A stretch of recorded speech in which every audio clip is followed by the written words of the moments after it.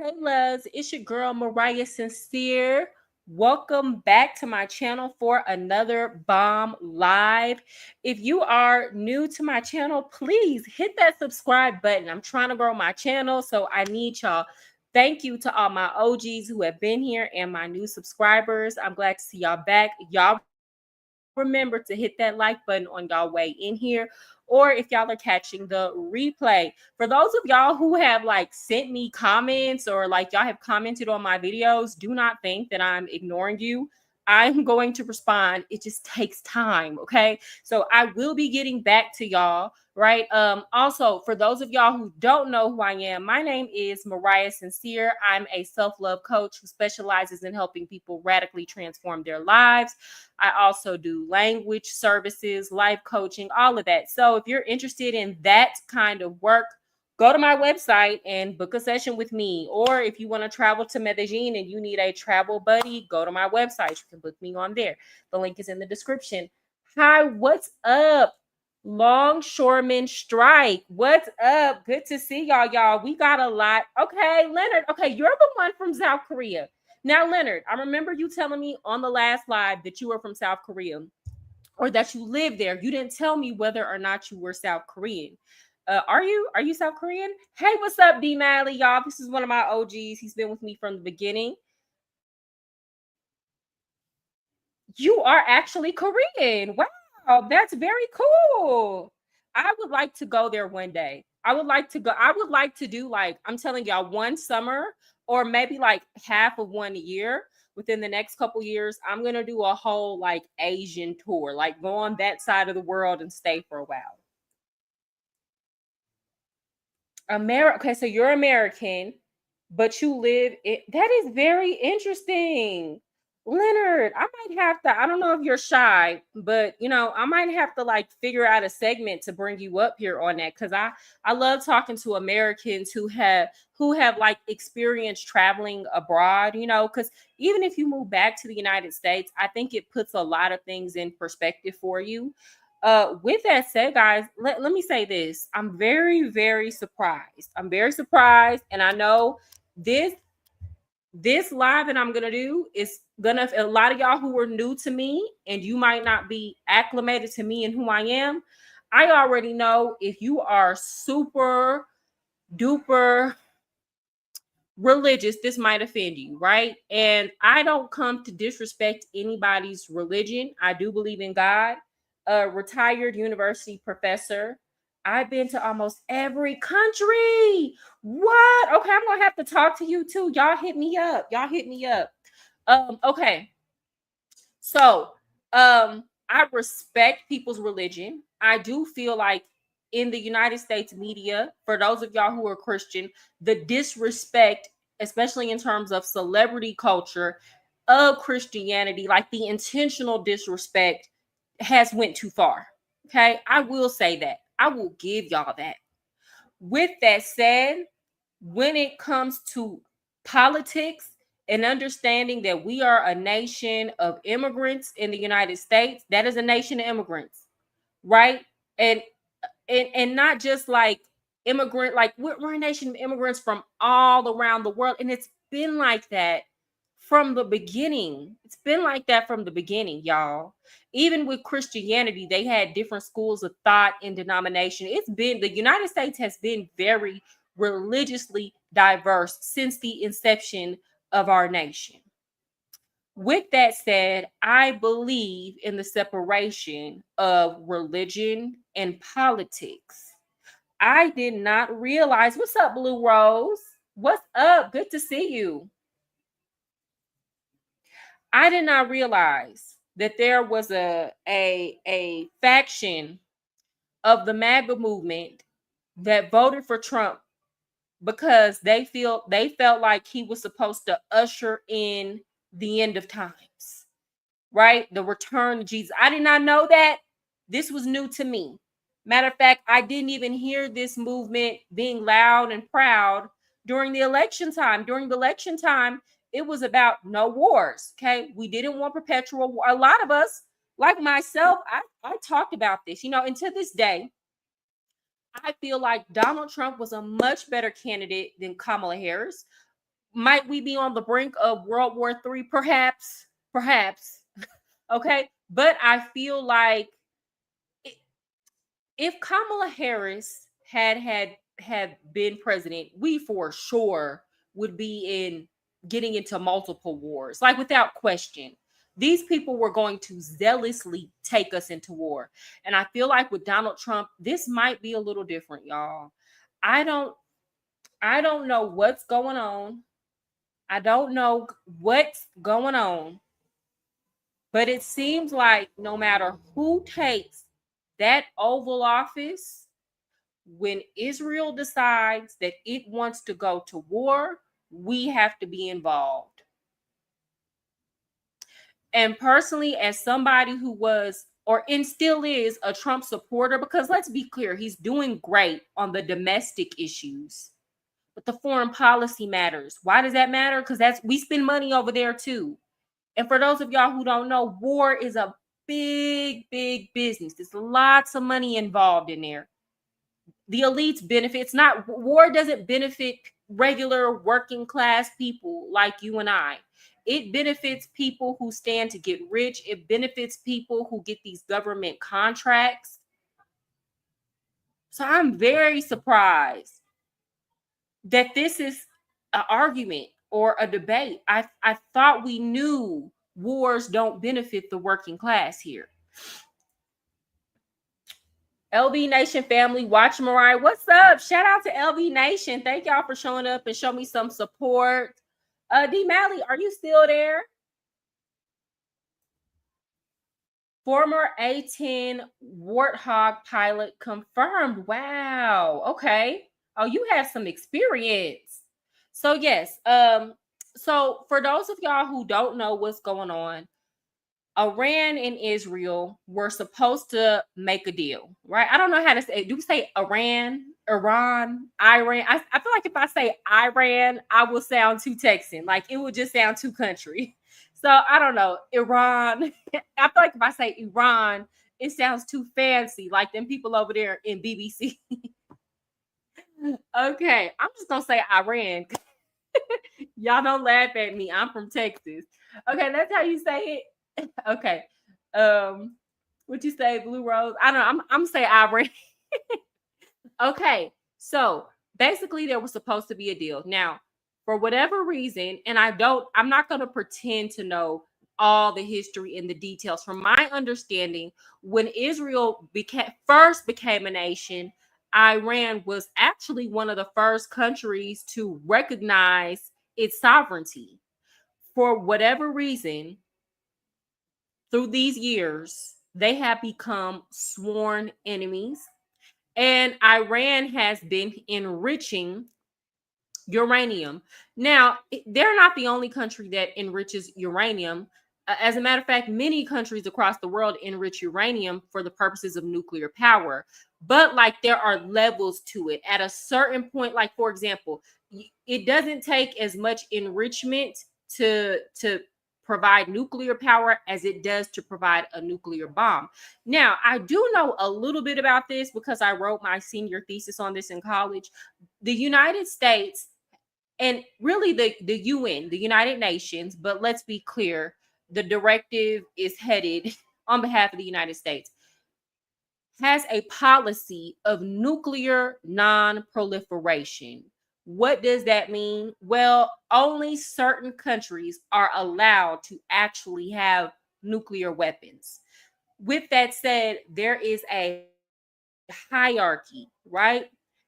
There is a hierarchy. Now, the countries who have nuclear weapons that are our enemies, it's a situation where we can't do anything about it. Like they're such a formidable foe that we can't do anything about it. So what happens is the only people who really have to adhere to these rules are less powerful countries. But China has nuclear weapons. Israel has nuclear weapons. Russia has nuclear weapons. They've been having nuclear weapons. I believe Pakistan has nuclear weapons. India has nuclear weapons. So there are several countries besides the big three the United States, China, and Russia that have nuclear weapons, right? So basically, we use this pact to try to stop some of these smaller nations or nations that we're not allied with from getting a hold of a nuclear weapon. In this case, Iran and Israel have been going at it for quite some time. They're neighbors, and Israel doesn't want Iran to be able to get a nuclear warhead. Too cute. Who cares how BBC talks sometimes? Yeah, you're right. Hey, what's up, Jamal? Good to see you. How's your daughter doing? Are y'all good over there? Entire nation in South Korea is nuclear powered. My electric bill is like $20. Sometimes it's zero. Wow. So okay, I can definitely see the benefits of uranium enrichment, right? Now, to my understanding, the reason why this deal with Iran fell through was because the United States and Israel were asking them to go to zero nuclear enrichment, like not at all, like end your program. Y'all, that's not a real negotiation. Like, who would agree to that? If Leonard is telling me in South Korea, he pays $20 for his electric bill and sometimes zero. And it seems like enriching this uranium and having nuclear power helps a country to be less energy dependent, right? So, like from an economic standpoint, if I am Iran's prime minister, his name is, yeah, I'm sorry, I believe it's Abraham. Right, it's something, y'all. Let me pull it up. Iran's prime minister. I'm sorry, guys. I can't remember all this stuff I read.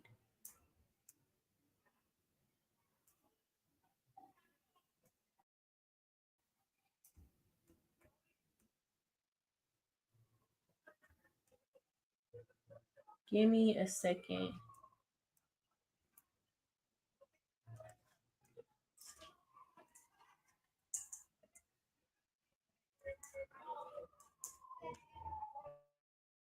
There we go.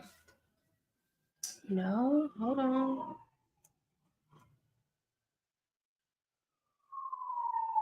Oh, okay. So I guess his name is the supreme leader. Okay. That's his name, the supreme leader. I'm thinking president, prime minister. Okay, I don't know how to say this man's name.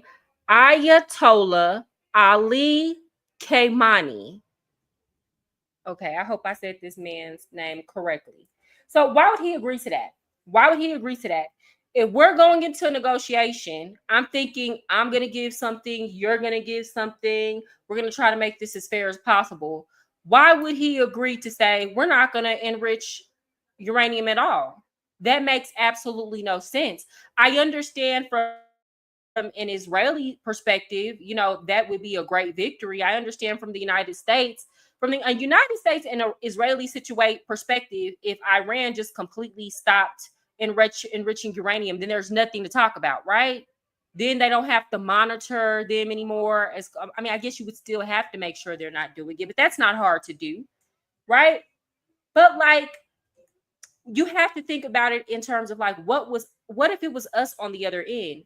That's not a dignified negotiation. That's not fair, and it would have a negative impact on their economy. I'm not saying that there were not ill intentions of actually creating a nuclear weapon,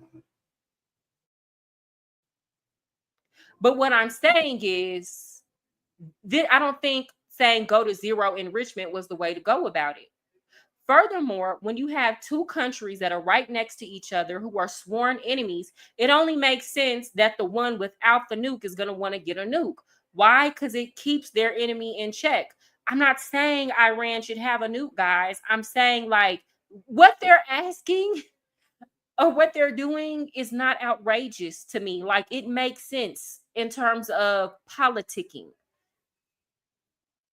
Guys, if y'all are just now coming in, please hit the like button. Let me catch up. I'm so glad you're covering this. Let's talk about it, girl. Yeah, I'm gonna cover it. Yeah, Pakistan has nukes. India has nukes as well. I don't think it's right. It's not. It's not. Well, let's be 100. They don't want it to be more energy dependent. Vanilla pipe.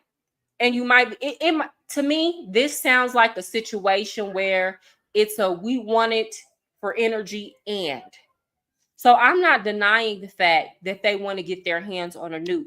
But here's the thing: when you have a nuclear tiered system like that, and you create a system of the haves and have nots versus everybody just saying we're going to get rid of our nukes, then the countries that aren't allowed to have them are not they're not going to just let you forever bully them and threaten them with nukes every time you don't do what they want to do. And this is not just an Iran thing. I'm sure we'll have these problems with other countries in the future. That's what I'm trying to say. So you have to be able, I'm a Gemini. Okay, some of y'all don't believe in that, but I see things from both sides before I make a decision. In my opinion, the United States and Israel forced Iran to walk away from the negotiating table because the deal was not a good deal for them. It was a good deal for us. It was a good deal for the Israelis. It was a hell no for Iran. Do y'all understand what I'm saying? The best deal is a deal where everybody wins. They were enriching past the point for the use of power. They do not need the purity they were aiming for to run power plants. They were making weapon grade uranium. That is why, yes. And I read that. So, and I understand that. I understand that. Do y'all believe?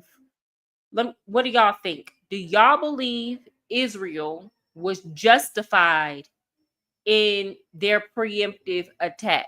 Do y'all think that they were justified? And if yes, do you think that, considering that we've had endless wars for the majority of this millennium, let's be clear, considering that we've been bankrolling Ukraine, do you believe that the American people should foot the bill if this continues? Do y'all believe that we should afford it? And do you believe that this is America first? Do y'all think we can afford it right now? True, but Iran has tons of free oil. They don't need nuclear power generators. Well, that's what I heard. I heard that they actually make quite a bit of money selling oil. That's what I read. They are mad Iran is powerful without them and that they support the Palestinian cause. Okay, so it's that's a part of it too. That's a part of it too. The supreme leader is Khamenei. Ayatollah Ali Khamenei. Okay. You should really do more research. I see that you mean well, but you don't have all the facts. Well, this is a discussion, Marco Williams. So I'm not here's the thing about my lives. I don't come on here to talk at you. We can put information. That's the great thing about going live. We can put information together. This is a discussion. I didn't come on here tonight to talk at you, to try to sway your opinion. Now, me personally, regardless of the situation, I personally don't feel like in the United States right now, we can afford a war. Regardless of the situation, regardless of the history, I'm looking at this from a perspective of here's the thing. Y'all got to understand, MAGA movement people, come here, get in here. Like, let's reason here. Now, all in the media, all in on Twitter, all through the internet, MAGA has been going back and forth with the Dems and the liberals about spending, about we need to cut the budget, been defending Elon Musk and Doge. We've been telling people, we've been telling the liberals, hey, we can't afford to take care of these illegal immigrants. I believe in consistency. You cannot go that hard. And then now all of a sudden we have money to fund a war. Me personally, I've been going in about the fact that we need to pull out of Ukraine. We don't need to be paying for that war. And I've seen a lot of other MAGA people do it. So I personally feel like we can figure out a way to support, like we support you, Israel. Do your thing. You're our friend. But we don't have no money for you. I personally don't agree with countries starting wars that they can't afford to win. I don't like, and I said that I'm consistent on this. I said that about Zelensky. No, he didn't. He didn't technically start that war, but all the actions leading up to that, and Putin continued to say, "We're gonna invade. We're gonna invade. Okay, if you keep doing this, we're gonna invade. We're letting you know now." I feel like Zelensky should have backed down and tried to be more diplomatic with his neighbor. But he didn't care because he knew that we were going to give them money. So I don't agree with people writing checks that they're behind can't cash because they think we, the American people, are going to pay for it. Personally, I would agree to that so I don't get blown up. Okay, so you said you would agree to the uranium enrichment so you don't get blown up. I mean, but what if you felt like you might think differently if you felt like you had the military wherewithal to go toe to toe. But I get what you're saying. Sounds like North Korea supreme leader. Something's up if they got to call you the supreme leader. Now, that's another thing I want to talk about because I've seen many Iranians on the internet saying they want regime change. Here's the thing about the internet, though. You never know if it's real. You never know if it's bots. You never know if these are paid people. You never know if this is real. So, but I have seen many Iranians saying that they have an issue with their government and they want regime change over here. I'm just thinking about the last time we were doing all these regime changes in the Middle East and how much money we spent over there, right? But Pakistan, Turkey, and Israel have nukes. All I want to know is when can we all get along? Ridiculous how we are still stuck in the Stone Age. And honestly and truly, I don't think like a lot of people are saying Donald Trump is a liar. He promised us no wars. And I understand the anger and the frustration. I don't think he has a choice. Y'all let me know in the comments. Do y'all think he has a choice? I don't think he has a choice. I think regardless of who was in that office, when Israel wants to go to war, we have to pay for it. I don't think it matters. I don't think he cares to go to war with Iran. I really don't. But there is something going on to where, for whatever reasons, our politicians cannot say no. And I want to know why. This is very strange. We don't have this sort of relationship with any other country. Maybe y'all could educate me because I have yet to find it. I cannot find in what way our relationship with Israel benefits the United States. Like economically. Like I know we give to them. What do they give to us? Can y'all tell me? Can anybody tell me? Why are we beholden to them? Because if you can make it make sense, then I can get on board. I haven't been able to make it make sense. Iran is 1,000 miles away from Israel. Look at the map.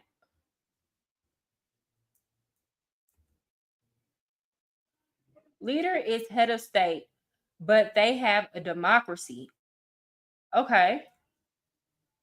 They were also in direct support of their proxies that attacked Israel. So, yes, they attacked Israel first. I'm talking about a direct attack because here's the thing I don't like. And this is why I'm saying this, Marco Williams. What I don't want to happen, I feel like the United States personally should not get involved in any wars unless we are directly attacked. And I don't like all this proxy stuff for the justification of a war. And why I'm saying that is because I can see a situation in the near future where something happens and Iran hits like a military base of ours that's in Israel, or some soldiers that are kind of like sitting ducks over there, which we should be pulling them out. In my opinion, if we don't want to get hit, we know there's a conflict going on over there, we should be pulling our soldiers away from that area, right? Again, I feel like being America first also means being like average citizen first, being pro-military. And being pro-military means not putting our army in harm's way unless it's absolutely necessary. So we know they're in harm's way. We know they're in harm's way. And the reason why I don't agree with all this justifying wars through proxy is because then what if they get hit over there now? Oh, we got to go to war with them now because our military was over there and they got hit. And it's like, hold on. Nobody's attacking mainland US. We could easily just move our troops. It's really that simple, in my opinion. Israel has over 100 nukes, and the US government and officials are not even allowed to acknowledge it. Wow. Yeah, the deal would have to sweeten the pot more for them, and it's going to cost a lot. Israel doesn't want to pay that price. Yeah, but to me, it's not a real negotiation. Unless there's something in it for everybody at the table, it's not a real negotiation, and it's not a negotiation being done in good faith. So then you can't bring a terrible deal to somebody, and then when they say no, because this is terrible, I get absolutely nothing out of it. Then you decide, oh, okay, now it's time to go to war with you. Well, you knew they were going to say no when you brought it to them, because you wouldn't say yes to this. This is awful. And again, I'm not saying Iran is innocent. I'm not saying I've heard both things. I've heard people saying they weren't enriching uranium. I've heard people saying that they were in, I'm sorry. I've heard people saying that they weren't enriching enough uranium to make weapons, and people saying that they were enriching enough uranium to make weapons. The fact of the matter is, you and I, the average person, we don't know. We can only go by what is reported to us. We are not there to see. And again, I understand the concerns for Israel. I do. But like, let's be clear. They're the ones with the nukes. Like, they're the ones with nukes.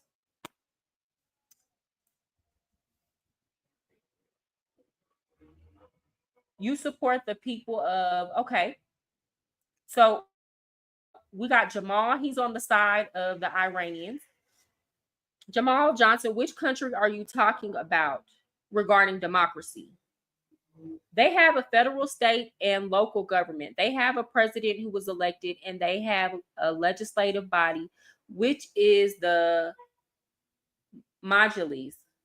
Okay. Wars have been waged for thousands of years in the Middle East. We will never be able to fix this. It will continue until the end of time, unfortunately. Thank you. Longshoremen strike. Thank you. That is why Mariah is discussing this. Yes. And that is my point. I'm glad that you brought this up. We won't be able to fix this. There's no real solution. It doesn't benefit the average people. The only people war over their benefits is the elites, right? Because they get to push their agenda for regime changes. They get to benefit from these military contracts. There are so many moving parts and actors at play, right? That we probably don't even know fully in its entirety the real reasons for the conflicts over there. We only know what they tell us, what they report to us. And this is the reason why I'm saying, if you're going to be America first, you have to learn from the past. Okay? We've been in the Middle East since before Bush, honestly and truly, because we can go back to the 90s. We can go back to the 90s. We've been over there waging war for a very long time now, getting involved in those people's problems and taking them on as our own. And there's always a reason why we should get involved. There's always a reason. But it's to the point where when you continue to do the same thing over and over and you're not getting anywhere, it's kind of like we're just plugging up one hole and then another hole burst open. It's like it's just problem after problem after problem. And then again, we have a situation where every time Israel wants to go to war or wants to do regime change, we have to be involved. We have to pay for it. As much money as we've given Israel, I'm sorry, where is y'all money? Y'all should have been stacking y'all bread. As much money as we have sent over there, us, the American people, with our tax dollars, I would think they would be stacking their bread. Where is all the money going? Because if they can't afford to pay for this war by themselves by now, why would we continue to give them money when that's all we do? And it always gets approved. And that's what I'm saying. This is not a bipartisan issue. This is not a left versus a right thing. Okay, because let me tell y'all something. The left is gonna, if we go to full out war with Iran, the left is gonna eat Donald Trump up about that. They're gonna call us hypocrites because a lot of us were like, we need to pull out of that war in Ukraine, America first. And that consistency, being consistent does matter, right? Being principled does matter. Your principles shouldn't change based on who is in office and whether you like them or not, right? But on the flip side, let's be clear. For those of y'all liberals who watch, or Democrats, or people who were like still on Kamala Harris, like she should have been the president, we would still be dealing with this situation right now. Probably a lot worse. Probably a lot worse. So let's not go there. Let's not. At the very least, we can say a lot of the internal problems in our country is getting addressed. Okay. Iran's younger people do want a change of government unless what I have seen is fake. And that's something I've seen the same thing too. I've seen the same thing too, Vanilla Pie. I don't know if it's real though. That's the crazy thing about the internet, being in the comment section. Like, you have to question everything that you see now. Because do you really, unless you go there and you talk to the people, do you really know that that's what they want? I think what happened with the scamdemic made me far more skeptical about buying into narratives. For example, do y'all remember when the official story, do y'all remember in Aurora, when those Venezuelan immigrants, like a whole gang, we saw them on video, took over an apartment complex, and the official story was like, that never happened. The government officials, the local officials were like, this didn't happen. And like, it took people like Nick Shirley actually going over there into the apartments, like a lot of YouTubers actually going, risking their lives to actually get the real story. And like, yeah, this actually did happen. And the citizens telling us, yeah, this actually did happen. But like, we're in an age where you can't trust your own eyes when you're reading comments, or you can't trust people's stories, or you can't trust the official narratives. You have to question everything. Hi, Calvin Lowe. Iran's stated intent is to use it to destroy Israel and USA. They cannot get it. They are the number one terrorist operating organization. But Iran is in no position. Is that a real threat to us? Like, Iran is in no position to destroy the United States. And that's what I'm saying. Like, let's be for real. Let's say, for all intents and purposes, that is their true goal and mission. First of all, we have so many allies who are nuclear power, like have nuclear weapons, that are closer to them in that region than the United States. We have so many people that are much closer to them that could get to them with nukes before they could get to us with a nuke. So, like, I could understand Israel feeling the threat of this nuke, but like, really, us, us, Iran versus the United States in a nuclear conflict, it's not even close. It's not even close. Do y'all know how many nuclear weapons we have? We have a lot. We have a lot. And the way that the system is set up, they don't just send it, like, let's say they have a target, like a specific city, right? They don't just have, like, let's say we were gonna bomb Tehran or something like that. They don't just send one nuke. Like, it's not just, oh, they activate the nuclear warheads and there's just one. It's like multiple going in at one target. I agree, longshoremen, but Israel is about the only country keeping the Iranians in check. It's Zionist in APAC that controls these politicians. And let me be clear, I am in no way an anti-Semitic person. I believe the Holocaust happened. I believe it was a terrible thing.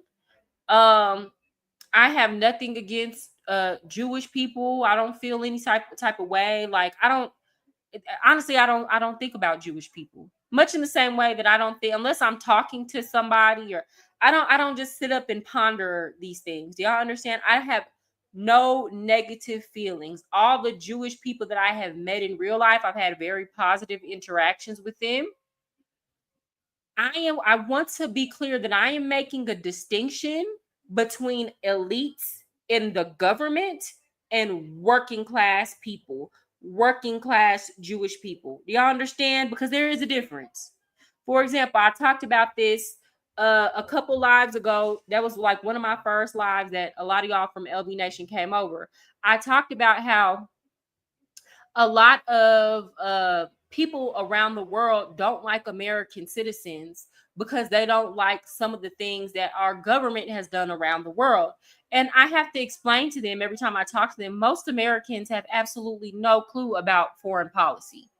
Most of the time when Americans vote, they vote on domestic issues. And even then, 9 times out of 10, the promises aren't even fulfilled. We just be voting to be voting, right? Luckily, with this presidency, we are seeing a lot of those promises being fulfilled domestically.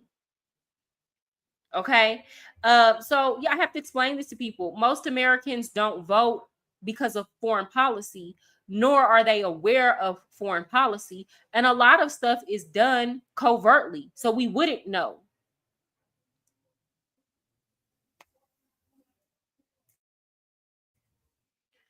Israel purchases weapons from us. We don't give them to them. Okay.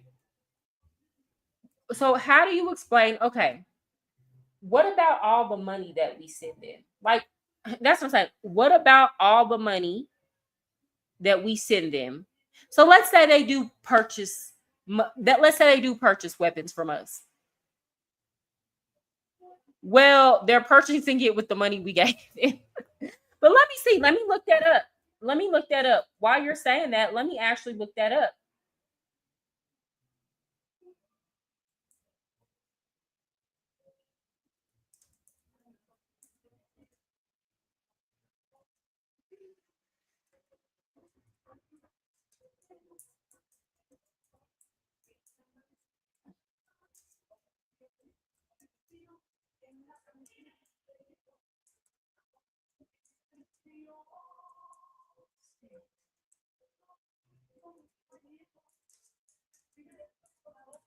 Let's see.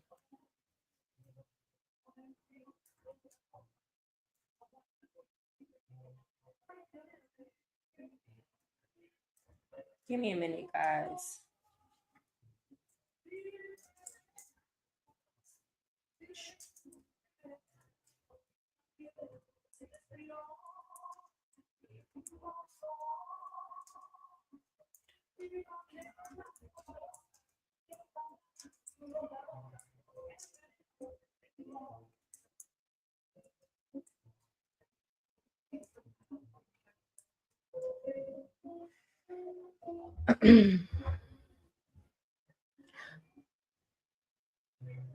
Okay, so this is from usafacts.org. So the United States annually sends $3.3 billion a year in foreign military financing and 500 million annually for missile defense. So we are funding them. We're funding them. Uh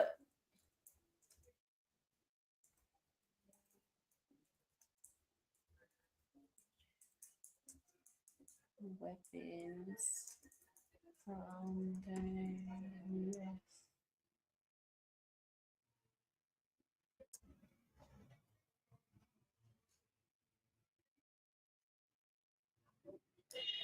So this says, yes, Israel purchases the vast majority of its weapons from the United States, primarily using U.S. foreign military aid. So they purchase the weapons from us using the money that we send them. We're giving them weapons. We're giving them weapons. We're giving them weapons. I'm sorry, uh, Calvin Lowe. We are basically giving them the weapons. If we send them money and they use a portion of that money to turn around, that same money to turn around and purchase weapons from us, we gave them the weapons. They are cowards that pay off others to attack you. This is their religion, and they want all that. Don't agree to die, and they do their best to fulfill their beliefs. Marco Williams, I believe you're talking about the Iranian government. I think so. Can you clarify?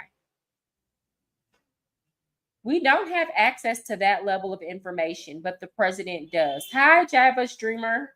I remember you. Make no mistake about it. The US and Israel are not the good guys. I think we can be the good guys, though. I think we can stay out of this. I think we can stay out of this. We send these people so much money in foreign aid. We can stay out of this and we can let Israel decided that this was their prime time to attack. From my understanding of it, President Trump, even though he's backing him up in public and like, he's talking hard in public, and and from previous information, like he did warn people, hey, y'all need to get out of this area, right? But my whole thing is, I've heard that Trump told Netanyahu not to attack. This is what I've heard. It could be true, it could not be true. This is what I've heard from various news outlets. Kim Iverson did a show talking about that today. Okay, so I don't think our president wants any parts of this war. I don't know what it is behind the scenes that we as the American people don't know, because we don't know. There's something we don't know. There's some form of information that the president has that we don't have, because they can't make it make sense for us. But for whatever reason, whenever Israel decides they want to go to war, get into a conflict, we are compelled. We are compelled. Everybody has to. There are only a few people who speak up, like Senator Thomas Massie. He speaks up. But like those people are few and far and in between when it comes to saying no to Israel. Guys, please hit the like button if y'all are coming in. I'm pro-Black, pro-American, pro-Canadian, pro the hood, worldwide, and pro-everyday people. I'm with you. I'm pro-everyday working citizen who just wants to live, work, and provide for their family. I'm also pro our military in that the military's purpose should be used specifically for national defense. I don't believe that the military's purpose should be to go fight a war just because the elites thought that it would be profitable to go fight a war at the time for them. Their purpose is to defend American citizens against foreign attacks and invasions. I am not understanding how people all the way on the other side of the war are constantly posing such huge threats to us. And our soldiers are coming back saying, I feel like I fought a war for nothing. I feel like I went over there and fought for nothing. You know, if people are going to be unalived in these wars, at least it needs to at least be with dignity. They need to at least feel like they're truly fighting for something that affects the average, everyday working class America. Would y'all not agree? Nick Shirley, I love me some Nick Shirley. He needs to be careful though, because like he's been getting into some sticky situations, especially going into these ICE protests. Like he's brave because they I'm sorry, liberals have gone crazy. They be acting so crazy at these protests. The same gang is back in Aurora now. I actually heard about that. In the same building, Fox News ran the story. I actually saw that story today. I'm not understanding why there's not a I. Maybe they are. Maybe they're preparing to go in because that was a national story. You would have thought that Trump would have picked all those people up by now. He would have directed ICE to go get them. Maybe they will. I'm speaking too soon. The biggest sponsors of terrorism are US, UK, Israel, Saudi Arabia, Pakistan, Turkey, and Qatar. A lot of you were not around during the 9/11 attack. I was around. Matter of fact, I was in the second grade. I was in music class. My teacher's name was Miss London at the time, and it was horrific. It was horrific. Um, I thought, am I tripping? Y'all let me know. I thought we all knew by now that that attack wasn't on, like all the information given about that attack wasn't on the up and up.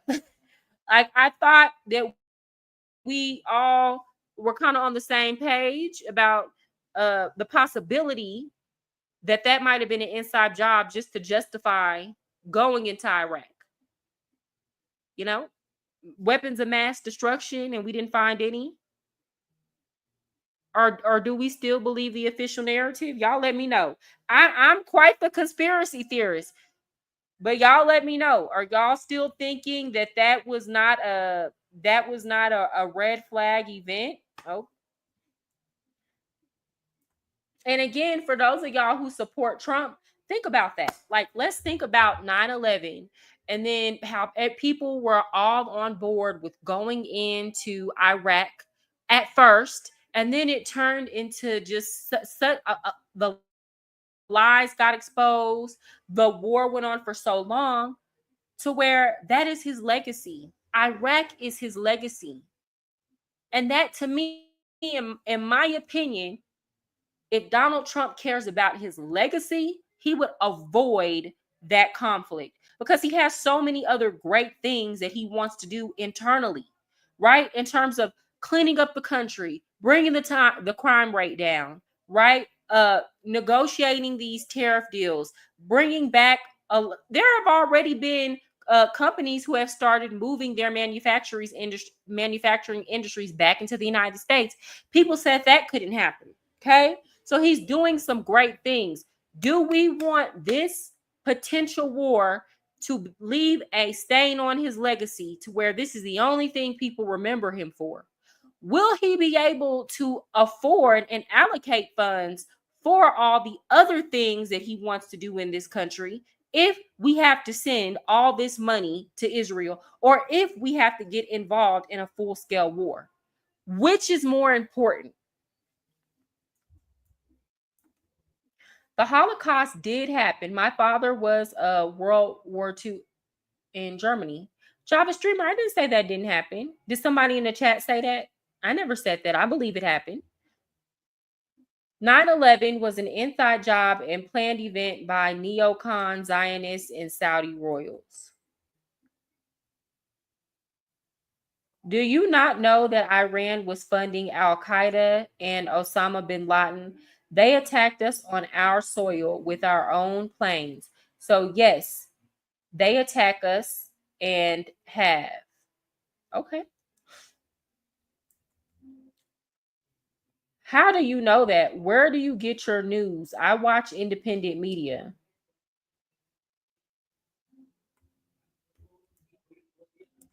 Shout out to Professor Saeed Mohammed Marandi. Israel's nuke technology is stolen from us. I mean, did they steal the nuke technology from us or did we give it to them?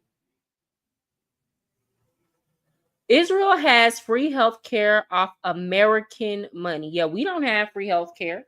And that's what I'm saying. Like, it's not about Israel. It's not about Israel. We pulled, like, during the whole Doge audit that went on, it's like, okay, we started pulling foreign aid from countries like South Africa. We were like, okay, well, we're not funding your women's health clinics anymore. We're not funding, like, American citizens don't even get free health care unless you're extremely poor. And people think we shouldn't have that. Like, but most American citizens can't even afford to. A lot of American citizens, if they wanted to go to a clinic today, they couldn't afford to go to a clinic. So it's like, how do we in one breath say we need to pull foreign aid from all these other countries because we can't afford it, but we can afford to bankroll Israel?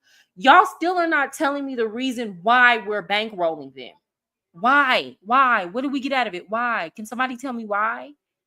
Please make it make sense. I can't find this information. I've searched for it. I cannot find the mutual benefit. Again, America first, right? A lot of y'all voted for Donald Trump because it was Make America Great Again. America first, right? How is supporting Israel America first? And please don't get on here and say, well, if we support Israel, that's going to stop us from getting nuked by Iran. That doesn't even make any sense. We have our own defense. We have our own.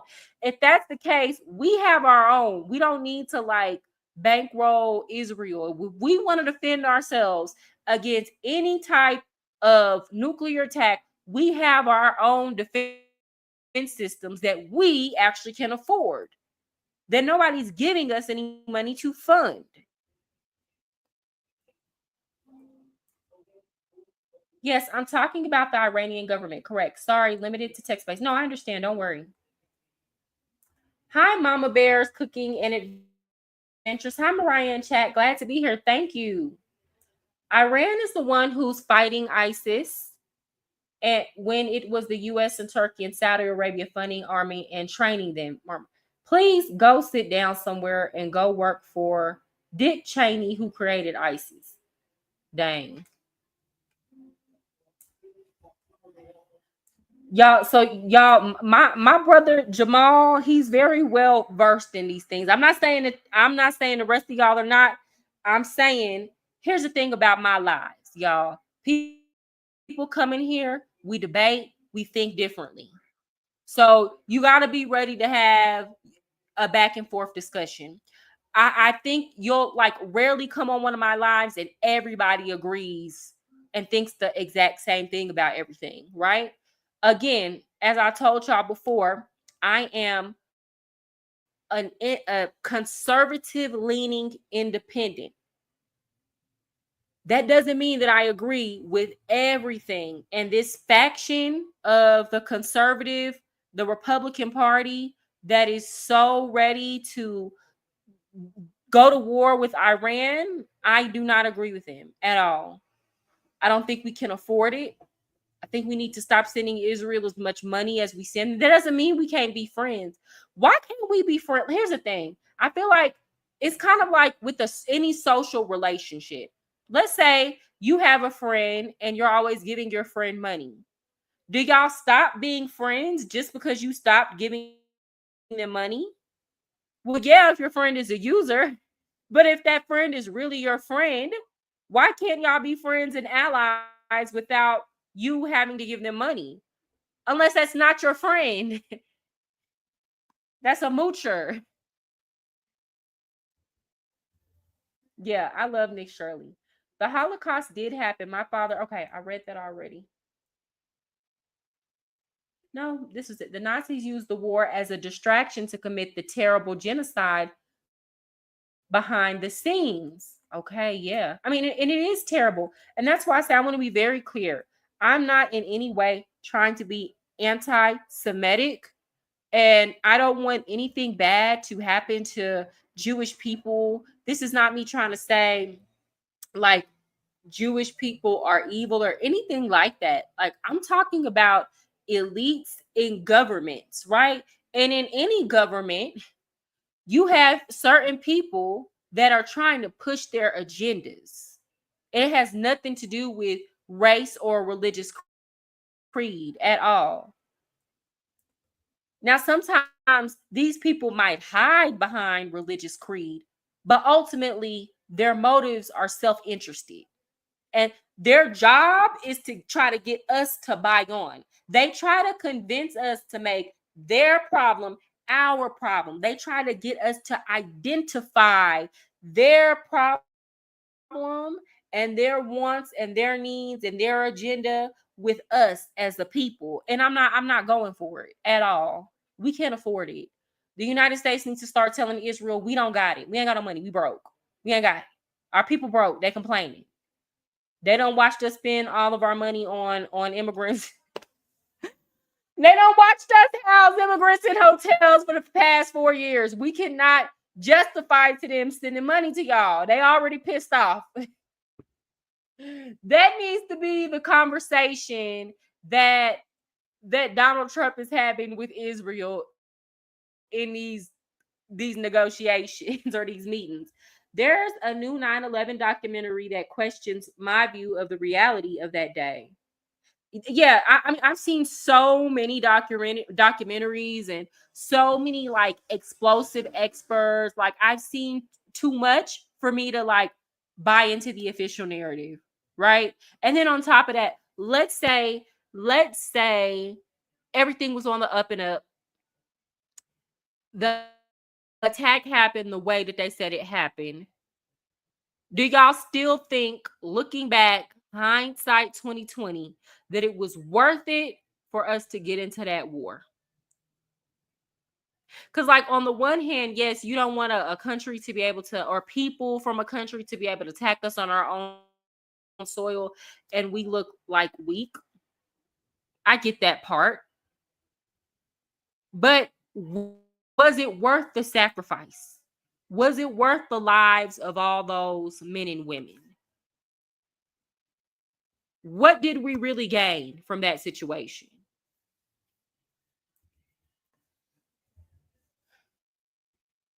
Bin Laden was Sunni Iran and Shia. Iran and Russia both offered to help after 9/11. Let's stop the nonsense. This was all planned. Who don't know this info by now? Dick Cheney has had Bush's ear. I wouldn't trust the Cheney family at all.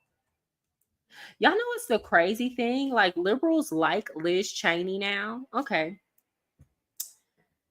Yes, you said you believed in the Holocaust. I just wanted to bring it up just in case anyone did not think it was a real thing. Is that like something that are people saying that, Jarvis? I know, like, I'm not talking about in my comments. Is that a legit conversation that's being had online? Because that's wild. Israel does America's dirty imperial work. It's about white supremacy and commerce. Do you think it's about white supremacy, Jamal? I don't think it's about white supremacy. I think you have people who are elites and they don't care about any of us. I don't think it's about whether or not, because you got to think about it, a lot of these policies don't even benefit, like, a lot of the things, like, think about what's been going on the last 4 years. A lot of white people suffer just like the rest of us in this country under the policies of the Biden Harris administration.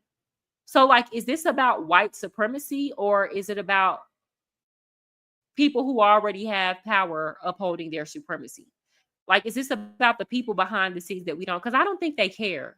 I honestly and truly don't think that they're like, oh, we have to try to keep white people at the top and everybody else at the bottom. No, I think it's we have to keep us at the top, and we can use things like racism and things to keep people fighting each other and to keep some type of racial hierarchy so that everybody at the bottom is fighting.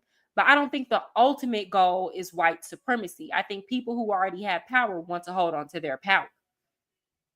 And there are a lot of white people who have suffered under these policies. And not just white people, Black people, Hispanic people, working class people. You know, there's basically no middle class in the United States anymore. Obama's legacy, I couldn't afford to get sick, couldn't afford gas for my car, and couldn't afford my mortgage. Facts. I hate ignorance and propaganda. That's what is allowing this to be perpetuated. This is awful.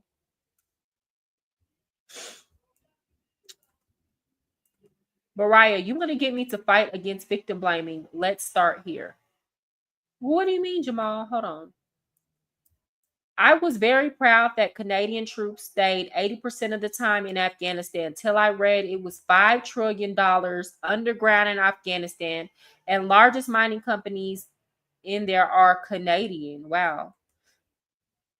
No, Jamal isn't a troll. He's been on my channel for a long time, like from the beginning. He's not a troll. I promise y'all, he's not a troll. He really thinks these things. No, Jamal isn't a troll. I've had him on the show. Again, guys, we disagree here. We disagree. Obama pulled out the ISIS, regrouped, and got stronger. Well, the Zionist elite driven, and they are for sure racist against Palestinians, Arabs, and Black Jews.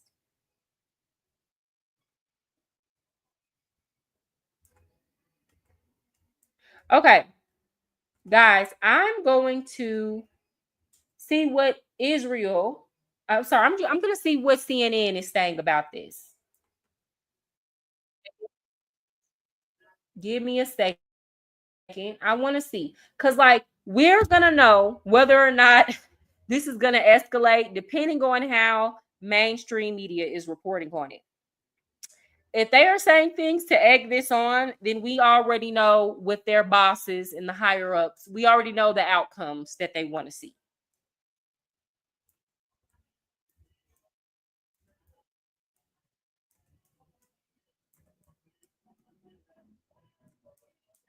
Let me make sure y'all can see. I'll put my headphones on.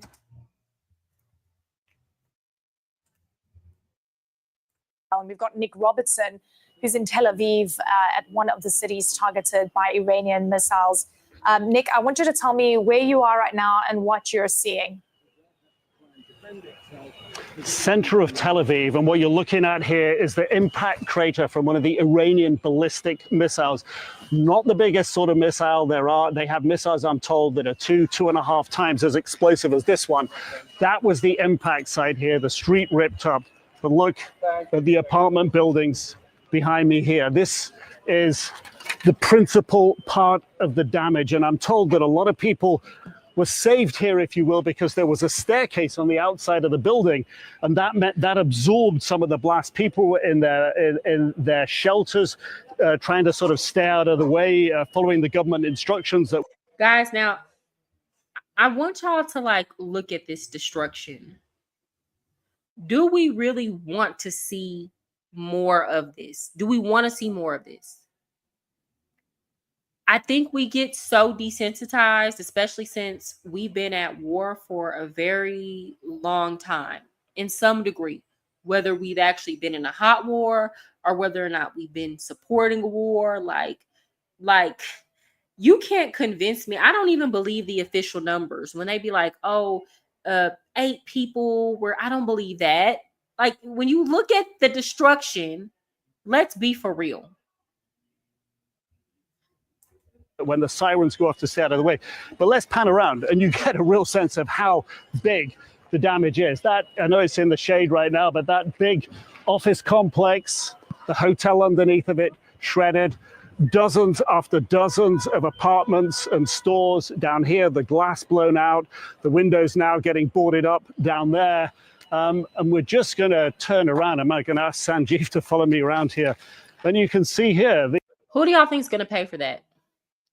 The rebuilding of those cities, who do y'all think is going to pay for? You think Israel's going to pay for that? When they can't even afford to finance their own military? Do you think they're going to pay for it? Who's going to pay for that? A lot of y'all are walking around in cities where they will not even fill the potholes in the street. It's tearing up your car. Do you want to pay for that? If this continues, do you want to pay for that? Okay. The residents of the buildings just down here, they Have you ever heard content creators say, comment the word burgers below and I'll send you over something for free? And then when you packing up, they're leaving, they're being told to leave. We were down here earlier in the day and I was talking to the leader of the opposition here, and he'd come down because he told me his son lives in an apartment at the back here and he wanted to check on the apartment. His son, he said, fortunately, out of the apartment, out of danger, in shelter. But he said he went to have a look at the bed where his granddaughter, his 1-year-old granddaughter, normally sleeps. He said it was literally showered with glass. He said if the family had been in the house, had been there in the rooms when the ballistic missile landed, he said his granddaughter would have been dead. And we spoke about what Israel wants at the moment, and this question that Israel is determined, they say, to destroy Iran's nuclear capability, and Israel's desire at the same time to have United States join them to make that faster. This was our discussion. No.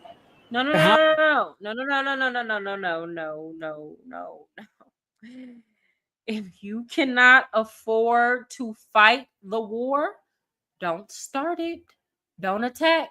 If you can't afford to pay for it, I need you to think first. Don't attack. Furthermore, what is the difference? Y'all remember when Zelensky was like sitting in the Oval Office with Trump and Vance, and he was trying to like guilt trip us into paying, continuing to fund that war in Ukraine, and like Vance had to check him. Like, sir, what is the difference? What audacity to start a war, like you literally fire missiles into another country and you can't pay for it. The thought process is the United States is going to give us the money. What audacity? Am I the only one who's like, are you crazy? We're supposed to be allies. What kind of friend are you? No, I don't want to pay for rebuilding overseas. We are already going to be paying for a good portion of the loss from California from the wildfires. We have way too much that we have to pay for right now. And I personally don't want to have friends who start stuff and then be like, you have to finish it. Y'all, that reminds me of a time when I was in college. I'll tell y'all this story. I've always been, for me, I don't look like it, but I can scrap. And because I can scrap,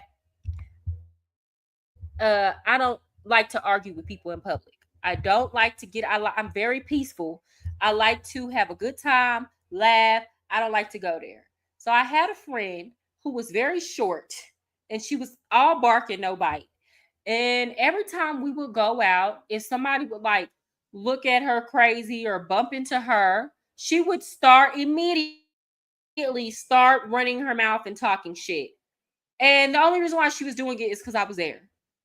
And I did not like that. And eventually I told one night she did it and I was like, why? Like that girl that you just talk shit to is way bigger than you.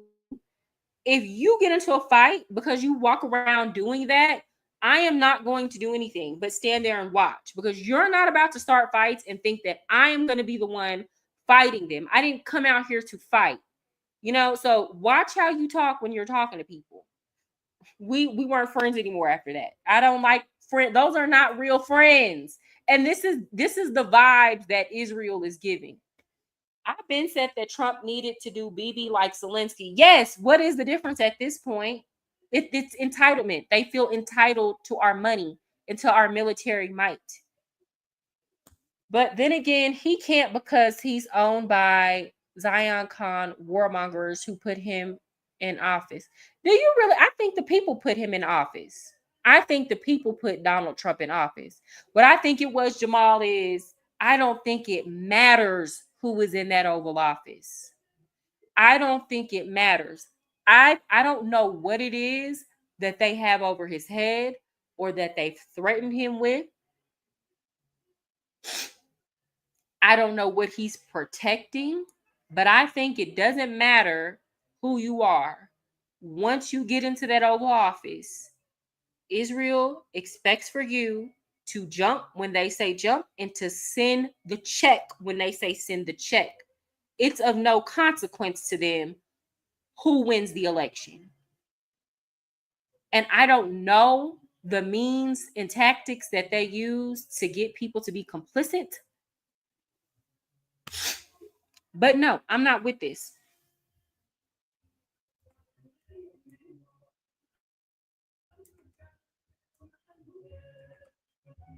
How do you fight this? They have a lot more missiles that they can fire. They can keep this up for a long time. It could go on and on and on. We will do this until we are sure Iran has lost the capability of becoming a nuclear power, because what we see here is evident to the fact that we cannot afford a nuclear Iran, because what they're doing now is ballistic missiles. No. You don't get to do that. You don't get to do that. You don't get to attack a country first, then show pictures of the retaliation and say, see, this is why they can't have a new, because this is what they're going to do to us.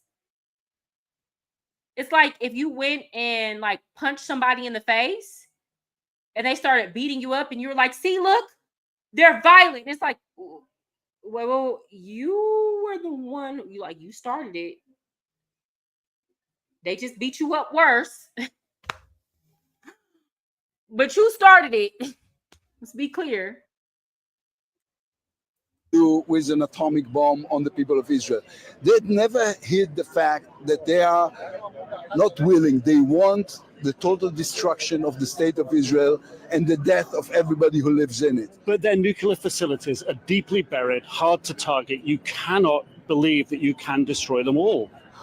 Well, we can try, and we're going to do our best. And it's a big question whether or not the United States should be involved in this, especially in places like the facilities in Fordow and others. So what do you say to the US right now and President Trump?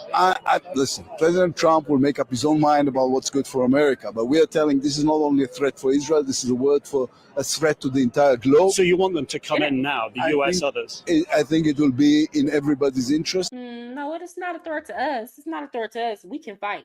We have our own nuclear defenses. We got, the United States has everything we need to defend ourselves. So no, it's not a threat to us. It's a threat to you because they're on their side. They're on your side of the world. It's not a threat to us. We would see them coming before they even came. It's a threat to you, not us. Let's be clear.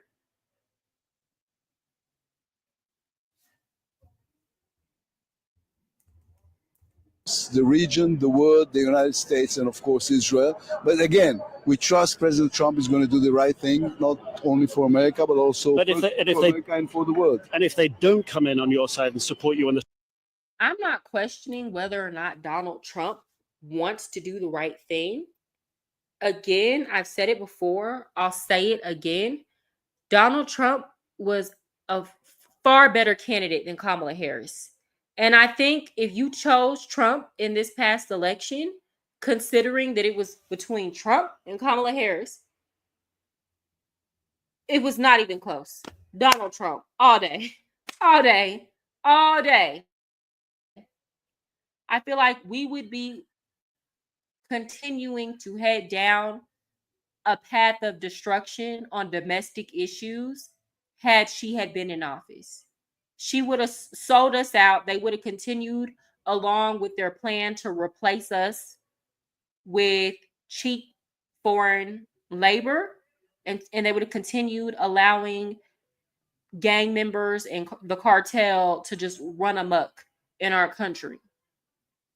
I also believe that she would have done a worse job on foreign policy.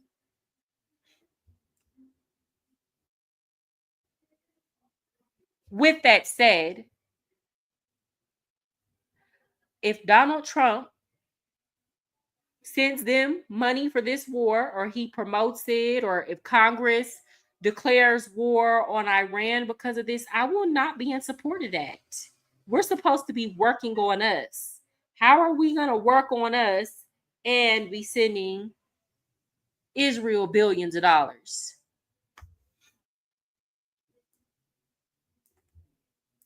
The strikes against the Iranian nuclear facilities. What then?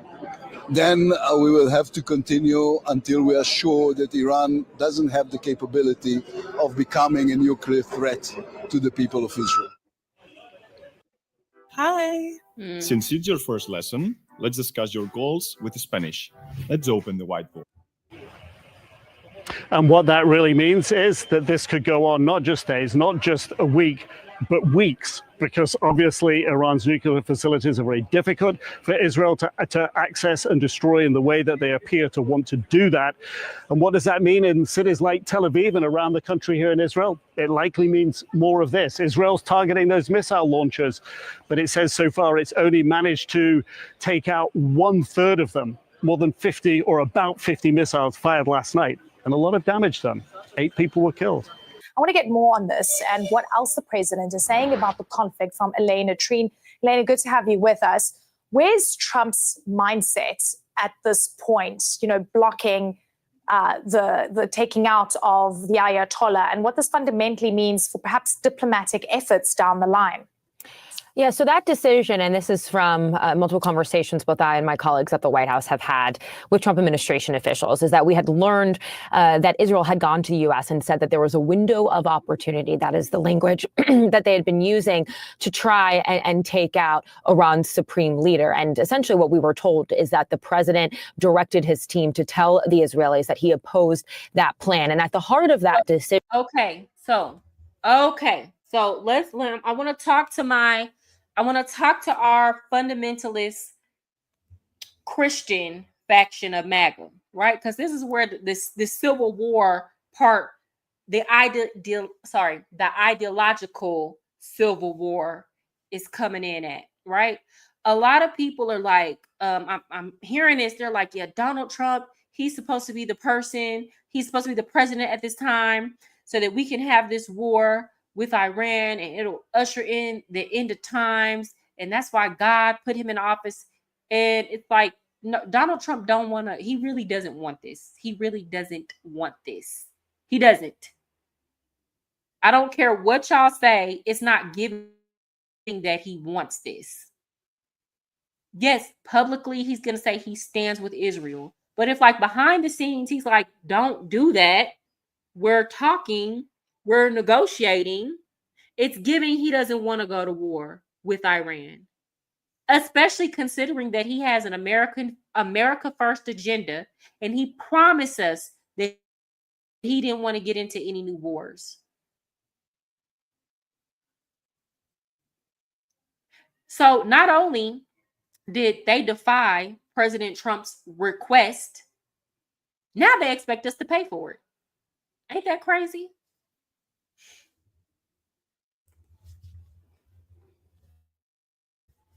Maybe it's about controlling the oil that Iran sells to China. I heard that theory too. Leverage when dealing with China. It's possible. It's possible. I'm not gonna X that out. It's very possible. Hold on, let me make me a little smaller. Trump has ish on a lot of people. That is mostly why they've been after Trump. Well, yeah, that's true. Patriot Ray, welcome. Patriot Ray D.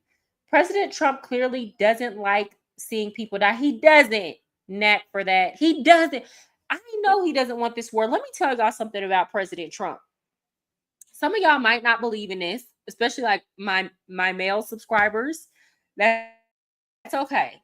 I do believe in God, but I also believe that there's a lot to that astrology. I've done a show on this. And for those of y'all who don't know, President Trump is a Gemini. I am a Gemini too. Okay. My birthday's on the 7th.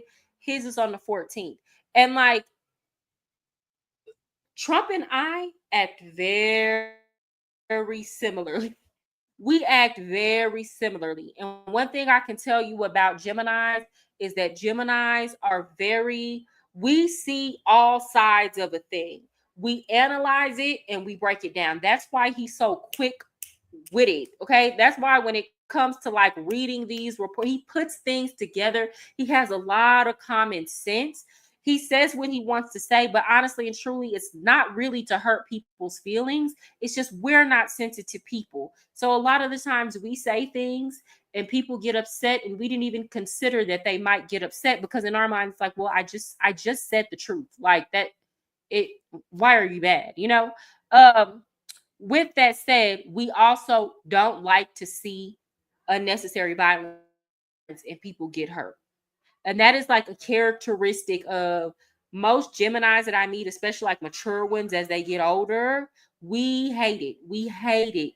We don't we don't start stuff, but we finish it. But we even hate having to finish it. So I can tell you, I don't believe I believe he truly doesn't like war, and he truly doesn't want to be involved in one.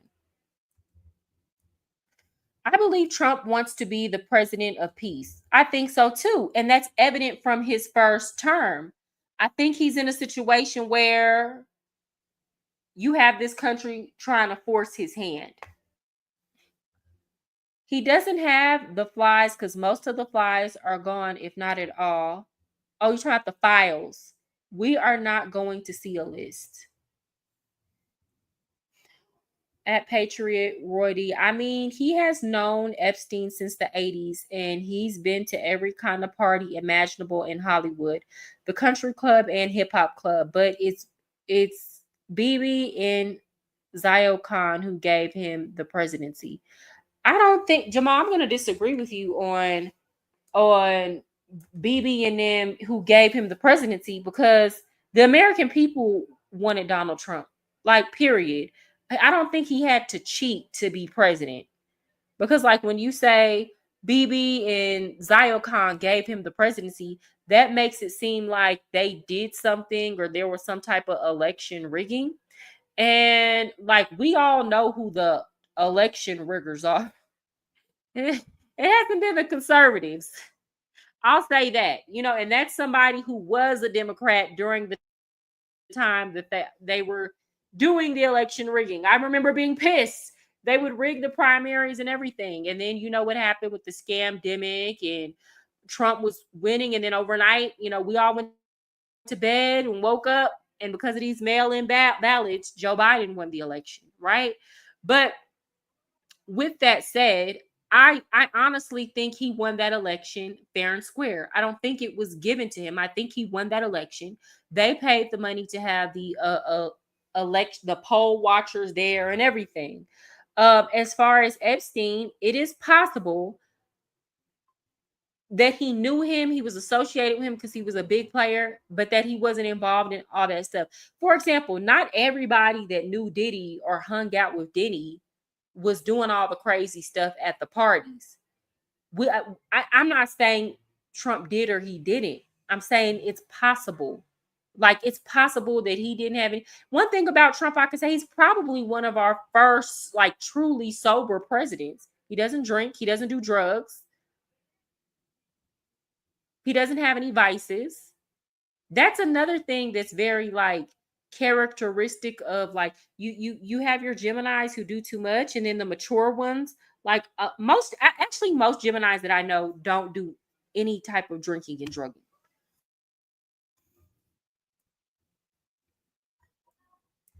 Meaning they gave him a lot of money and made the media not so unfair. But the media was, either way it go, the media was very unfair towards Trump. Let's say they donated money to him. Trump didn't spend, compared to Kamala Harris, he didn't spend, like, if you're comparing relatively speaking, who spent the most, Trump did not need that much money compared to what Kamala needed to try to pull off a win that failed. He didn't spend that much money. He spent a lot of money to us, but like he was very frugal. The support was already there, Jamal. I personally don't think he needed any help. Now, I might be wrong. No, Jamal Johnson. Epstein was at Trump's parties in Mar-a-Lago, and that's where Epstein was shown. But here's another thing. RFK has admitted to being on a flight with Epstein. Not everybody who was pictured or around Epstein committed crimes.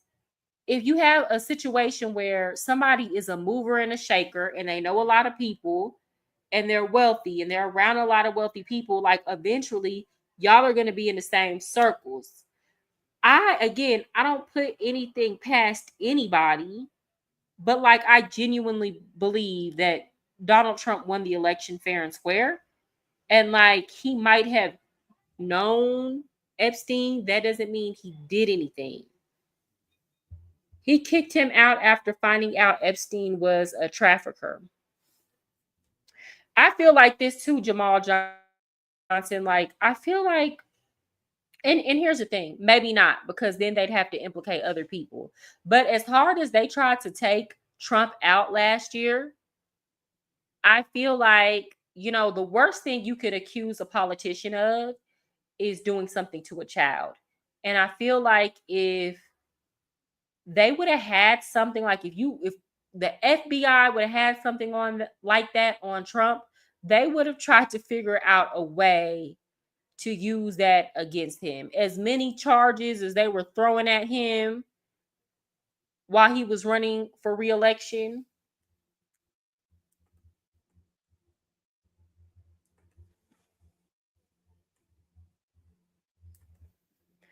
Our media before Trump was 90% biased to the left. Yeah. I mean, not even before him. I feel like our media just now, and then it depends on what you watch, but like, I feel like it took Elon buying Twitter, right? Because Twitter, that is a huge source of news for a lot of people.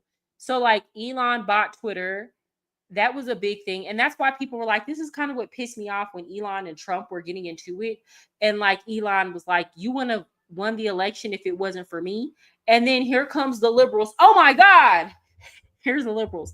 He just admitted to election rigging. He just admitted that he rigged the election in favor of Trump. And it's like, okay, why would he admit to that? Like, let's say he did do it, why would he publicly admit to that? No, obviously he's talking about the fact that he bought Twitter. He donated money. He did these rallies. Like Elon did a lot on the campaign trail. I still think that Trump would have won, but maybe not. Like I was listening to Joe Rogan talk about this, and he was saying how he felt like Elon buying Twitter was like a shift in the timeline, right? Because if not, like if Elon didn't buy Twitter, then we wouldn't have been able to have free and open communication. Trump wouldn't have been able to get back on Twitter. And then like the media would have just been spewing talking points against Donald Trump. The only people who might have given him a fair chance is Fox News, I've been researching this all way in the Bush family. I've been alive since the early 60s, been through many rabbit holes. Epstein, from what I heard, was a Mossad asset. It might not have been so easy to just kick him to the curb. Anyway, check Whitney Webb. I've actually just now started listening to her. So I'm checking her out. I'm not dismissing what you're saying. I'm just offering an alternative viewpoint. But I do truly believe that the people wanted Donald. Like, even just in regular life, I was meeting people who like before. I remember the first time Trump ran, you couldn't get somebody to like in public say they were voting for Donald Trump. Like, what? You couldn't get anybody to like publicly admit it. And that's why we were all so surprised when he won. Even y'all know at that time I was a flaming leftist, right? So I remember after Donald Trump won, the next day, or was it that same day, there was this huge protest on campus. I went to Texas State University. So there's this huge protest on campus. And like Like we see these people, like, and it was mostly young men, and they have like MAGA caps on, and we never saw them on campus. Like, we're like, what's going on? And when I tell you, it was like people were so mad, screaming, yelling at them, like, how could you do this? Like, people genuinely thought nobody was gonna go to the polls and vote for Donald Trump. And then when people saw them in real life, it's like these people exist. Well, this time around, it was nothing for me to meet people who were like, oh yeah, I'm 1000% voting for Donald Trump. Like, no, I didn't vote for him the first time, even the second time. I'm voting for him this time. Trump won fair and square, but AIPAC backed him up and gave him a lot of money. Did they not give the Harris administration any money? The Harris campaign, did she not get any money from them? There is a video proof Trump showing the FBI PDF file sign at Trump's party. This is what Patriot Roy D is saying. Okay, I'm going to have to look into that. Are big parts of this.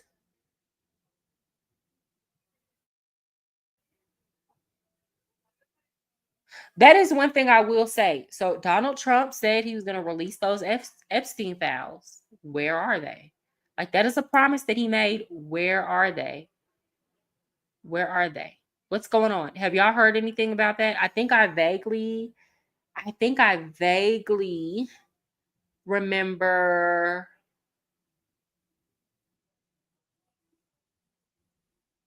was that Kash Patel or Pam Bondi? I think I vaguely remember them saying like files were destroyed or redacted, but y'all know that always sounds, it's possible though, right? That like if you're working in these institutions and you know that you have an incoming president that is telling everybody they're going to put everything on blast, then it would serve you well to get rid of these documents.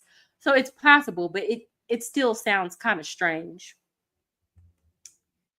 Do you know when Bill Clinton was in office and Monica Lewinsky was an intern, and after Bill was impeached? Well, why is, I'm going to say Hillary, because I don't know if I can say that word, still with Bill? Well, because she likes the power. Like, that, at that point, that's not even a real relationship or marriage. Like, that they're a political family, you know? Hi, Java Streamer. Didn't Kash Patel just said on the news that he was going to give them to Senator Johnson? I didn't hear that. Trump does not personally have files, and from what we all know, the files are gone and the list is gone. And that's what I'm saying. Like, it's not impossible for, that information to have been destroyed, especially again, if somebody's saying on the campaign trail, if somebody's saying before they take office, they're gonna release these files. Why would you not get rid of them? But I don't know.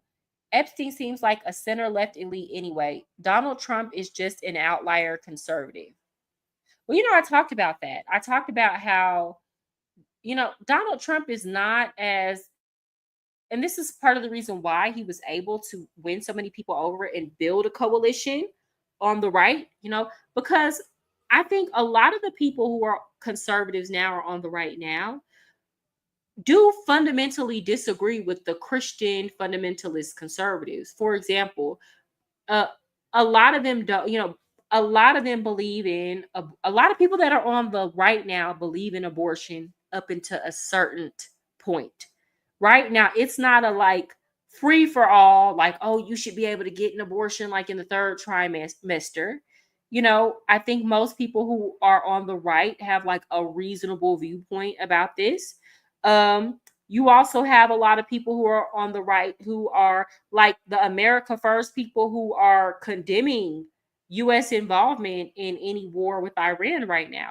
But then you have the fundamentalist evangelist Christians who were like, no, we need to support Israel no matter what. And this is written, it's biblical. We're supposed to have this war, right? So I think with Donald Trump, he's more like center right, you know, and he has a lot of like liberal ideas when you listen to him. But like on the economics, he's like more fiscally conservative. And I feel like had it not been for like the only reason why Donald Trump ran as a Republican, in my viewpoint, is because the Republicans will at least let people run in the primaries. Like they don't rig the primaries. And like there was no way the Democratic establishment was going to let Donald Trump get on a ballot. They wouldn't even let Bernie Sanders get on a ballot, let alone Donald Trump in the general election is what I mean.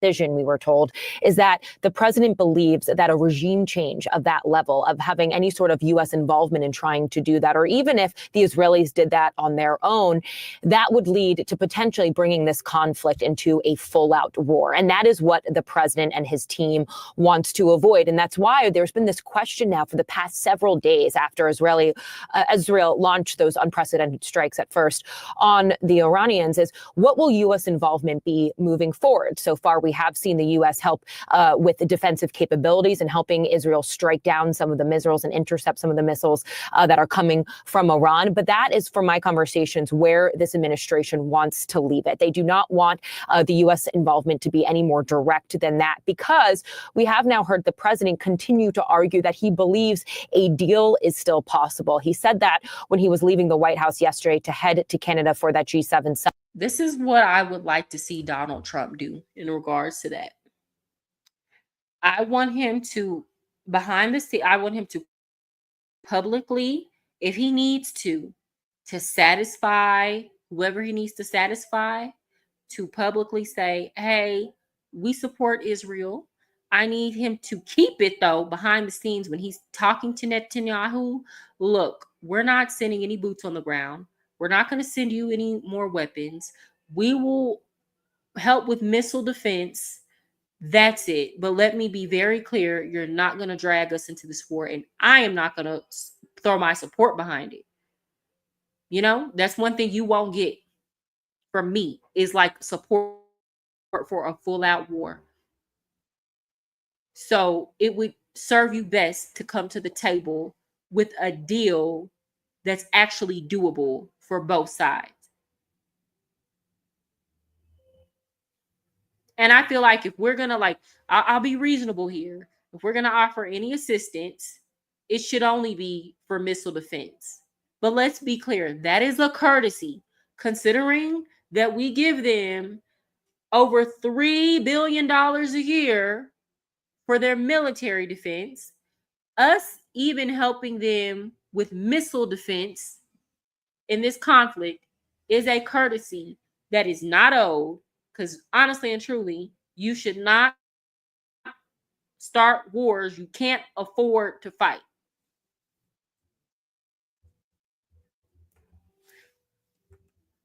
Did you ever hear the news about the 2 lawmakers in Minnesota who were unalived by Vance Bolter? That is a very strange story. I talked about it during my last live. So when you get a chance, go back and watch that. I did talk about it, though.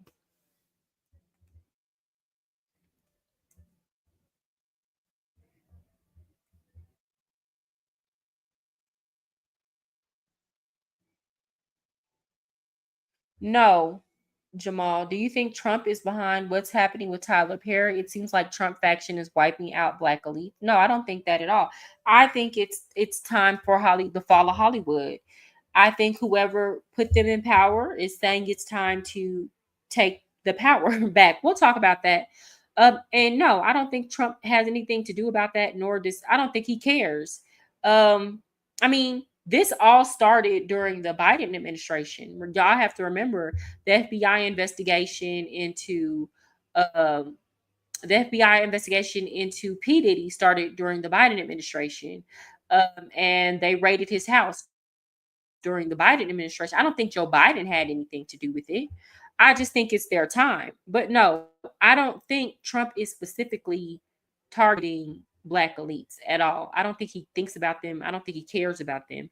The funny thing is that now you have people like P. Diddy who want to petition him for a pardon, but he talked mad shit about him every time he campaigned. Yes, I knew Trump was a Democrat before.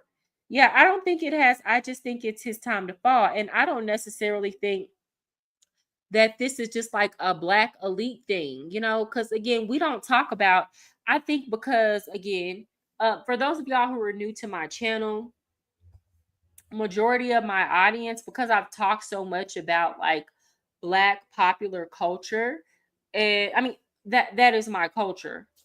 So majority of my audience pays attention to what's going on in Black culture, right? But like, let's be clear. You had your Epsteins, you have your what is that guy's name from that 70s show? Was it, I don't want to say his name, Danny Masterson got convicted. Then you had the situation with Kevin Spacey. So, I mean, these people are getting exposed too. It's just they're not a conversation in Black communities, because we don't, like most. I listen to this stuff. Like, I'm curious to know, because y'all remember when P. Diddy came out and he got raided, and then Ashton Kutcher came out, and y'all know he was tied to the Danny Masterson thing because he wrote a letter on behalf of Danny Masterson's character, and then on top of that, he used to like run this organization for child smegs trafficking, and he ended up having to step down because of that letter that he wrote on behalf of Danny Masterson. But then like Ashton Kutcher came out and he was like, I just don't want it, I don't want anything to be said about my connection with P. Diddy because I never did anything. And it's like, Ashton, now people are coming out saying that you were at those parties. Like, it was kind of like he was trying to get ahead of the story before it came out. So like, everybody is fair game at this point. Everybody's fair game. With Tyler Perry, the writing has been on the wall. We can talk about that in a little bit. The writing has been on the wall for him. People have been coming out and alluding to him being a person who is one of those bosses who likes to, harass people. And we've been known, like I've been known since I first seen Tyler Perry, that he was, he liked men, which that's his business, but he couldn't come out because he built his base on Christians, but he's never had a wife, he's never had a girlfriend. It's like the girl who had his baby, and we ain't heard of him no more, but she wasn't his girlfriend. As much money as he has, we never see him with any women or girlfriends. And we've known for a while that Tyler Perry likes men. Let's be for real.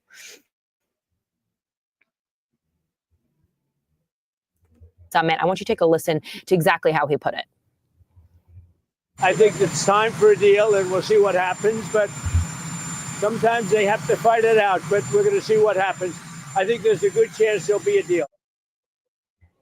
Now, Lainey, part of the conversation I've heard. Now, I like that. Let them fight it out. Like, for real. I like that Trump responded that way. Let y'all fight it out. We won't be fighting it out. Y'all fight it out. If I was Trump, I would be so pissed at Netanyahu right now. Because, sir, you really tried me.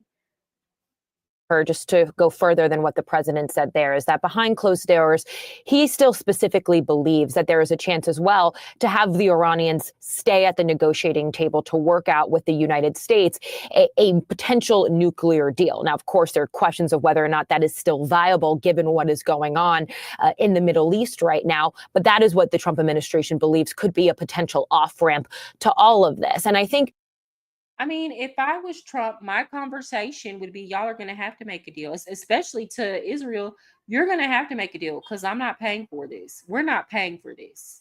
So if y'all continue with this war, y'all are going to have to because here's the thing. If we get involved and we start funding Israel, then that leaves the door open for Russia to start funding Iran, or perhaps China to start funding Iran. It's not going to be a situation where we're going to give all this money to Israel and then they're just going to like wipe Iran off the map. It's not going to go down like that. Whatever funding we give to them, to Israel, Iran, I'm sure, could be able to get that same funding if they needed to. So this is just not a good idea.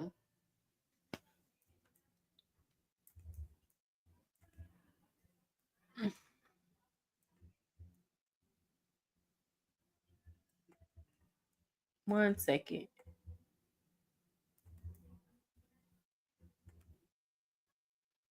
I don't know what's going on. Okay.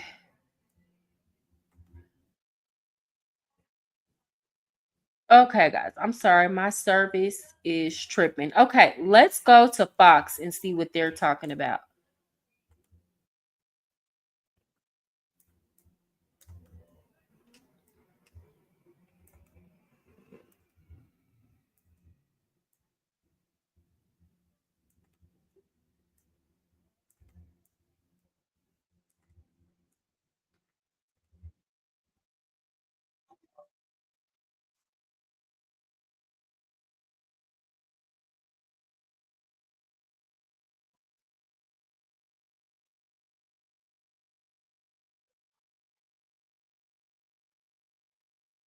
No, what's going on?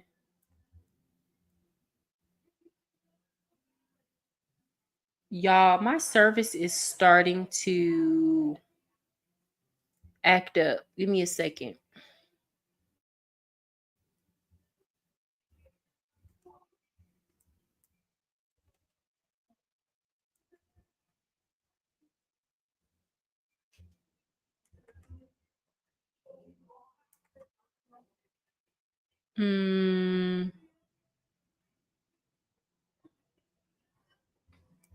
Give me a second, guys.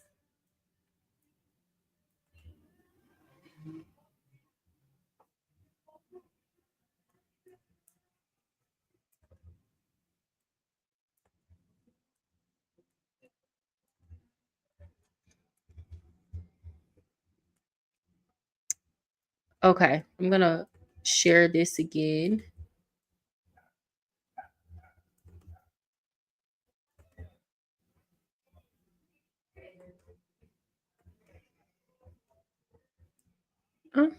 Why is it still loading?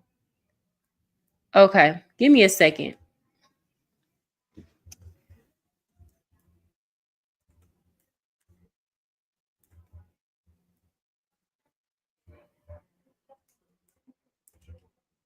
Can y'all see me? I'm having issues with loading up anything new. Put a 1 in the chat if you can see and hear me clearly. Y'all, please, if you're just now coming in, please hit the like button.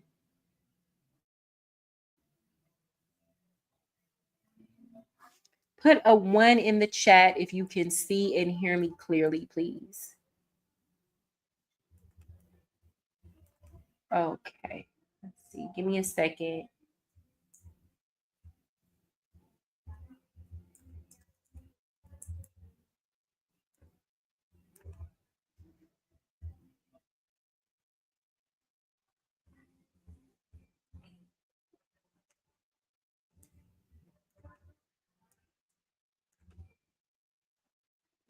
One, okay, I don't know why it's not like, so I'm going and trying to pull up.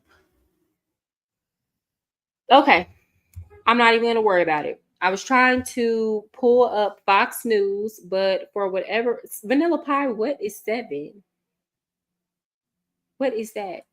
Okay, I was trying to pull up another story, but oh well, it's not letting me pull it up. So we can talk about it though. So with Tyler Perry, y'all, he has, let me see if I can pull this up on Instagram. he has some allegations against him. Now, if you don't care about this stuff, you can click off. But like I think that the downfall of the elites is heavily tied to what's going on culturally, what's going on in our politics. So, for those of y'all who were just like politics, politics, politics all the time and you want to click off, like, trust me, I completely understand.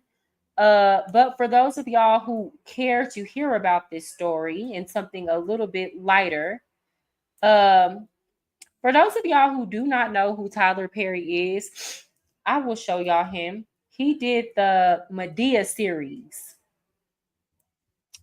I'm gonna present. Give me a second. So this is him. Now, me personally, I've always known this was a gay man. I've always known he liked men. There was an actor who came out last year who basically was like, and we knew him because he worked on a lot of Tyler Perry shows, and he was basically like, yes, I worked for a very powerful person in Hollywood who tried to sexually harass me. So even then we were speculating that it was Tyler Perry. But Tyler Perry has always tried to like perpetrate as if he was straight. But again, we've never seen him with a wife or a girlfriend. We saw him with a woman who had a baby for him, but she was not a girlfriend or anybody that he married. So basically, what happened is this guy that used to work for him on his hit show called The Oval is accusing him of harassment, sexual harassment. His name is Derek Dixon. So On Site reported about this on Instagram, and there, according to the official documents, Perry allegedly told Derek Dixon, "When you hit the G spot right on these bottoms, they go crazy," and asked if Dixon was a top or a bottom. And I hope y'all don't have y'all children around. For those of y'all who are not a part of the LGBT community and you might not know the lingo or the slang, a top is the man that is doing the pumping. He doing the pumping. That's a top. A bottom is the man that's bending. He the one that's bent over. I'm sorry, y'all. Okay. So again, I'm not surprised by these text messages. Tyler Perry face always giving a black man hurt me. Just look at him. Well, okay, he is a victim of SA. Tyler Perry did get touched when he was a child. I'm not saying that has anything to do with this. I'm just putting that out there, right? And, obviously he's been through a lot in his life. Dixon claims Perry used his influence on the Oval to control him, applying pressure to quit his other job and pushing for a sexual dynamic. He says Perry hinted that rejecting him could get him cut from the show entirely. Now, people are coming out and they're upset. Derek Dixon, he looks like he is a white man. To me, that doesn't matter. I don't care, the race of the person's skin, but it is causing controversy. So people are like, oh, this is just a white man trying to bring a black man down. And I'm like, well, no, I have to think about this situation. If this was a situation where this was a man and a woman, and just because this is a man involved doesn't mean that what he's saying is not legitimate. So here's my thing. I don't care about the race. If you're somebody's boss and employer, you should know better than to try to engage in any type of sexual relationship with your underlings. Whether it was your intent or not, there's always going to be a power dynamic. That person is always going to think, oh, well, should I say no to them? Can I say no to them? Because they are like, my life is in their hand. Whether or not I get paid is in their hand. So people can say, oh, well, they wanted it, they came back. But y'all got to understand, Hollywood is a very, very messy, business. It's not like you can go leave and just go apply for another job or something like that. It's harder to get work in Hollywood and working in that industry. So yes, these actors think about this when these executives or these higher ups step to them and are trying to, uh, to throw themselves at them. They have to think about, well, can I even say no? So I'm going to show him the same empathy that I would show a woman, right? And to me, it doesn't matter. I don't see this as a situation as a white man is trying to bring a black man down and everybody trying to bring a black man down. Here's the thing. If you don't do stuff you shouldn't be doing, you don't have to worry about people trying to bring you down for whatever reason, whether it's your skin color or any other reason. So, like, I don't care about that. Me personally, I'm going to keep the same energy that I had with Diddy. Hollywood and the music industry. Yeah, like it's hard. That's Hollywood and the music industry. Like when people blackball you, that's it. You're done. You're finished. Or you have to try to figure out how to work independently. And that's very, very difficult. Right. And even then, they can stop some of your opportunities in that sector.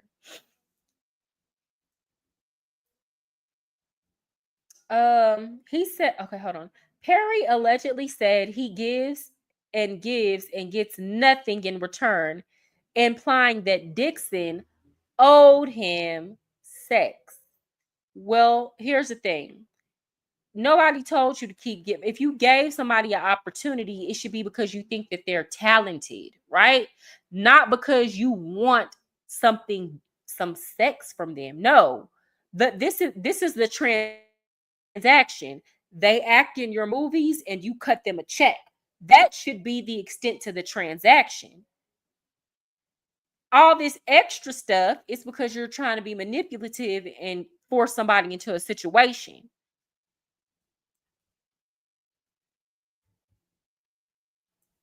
So I don't know. I feel like I'm going to give this situation the same treatment that I'm giving the Diddy situation.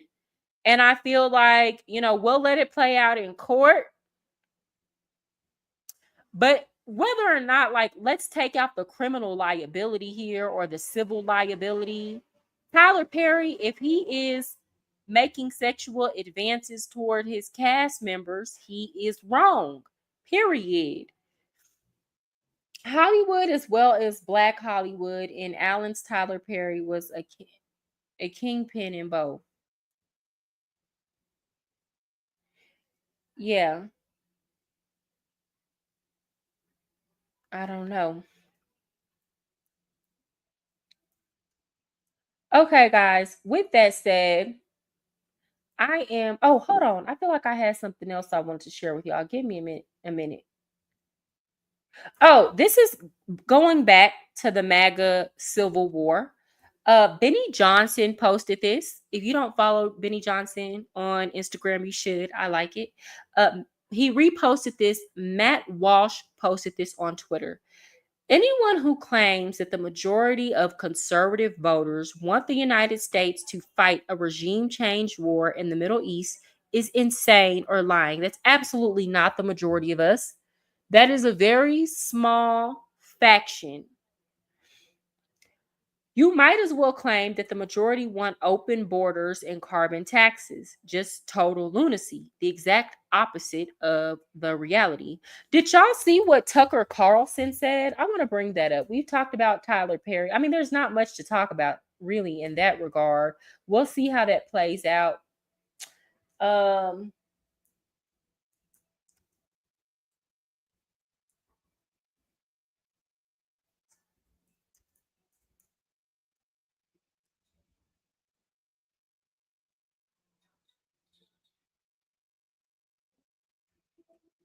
so this is Tucker Carlson talking to Ted Cruz. Oh, is it gonna let me? Hold on, guys. There we go.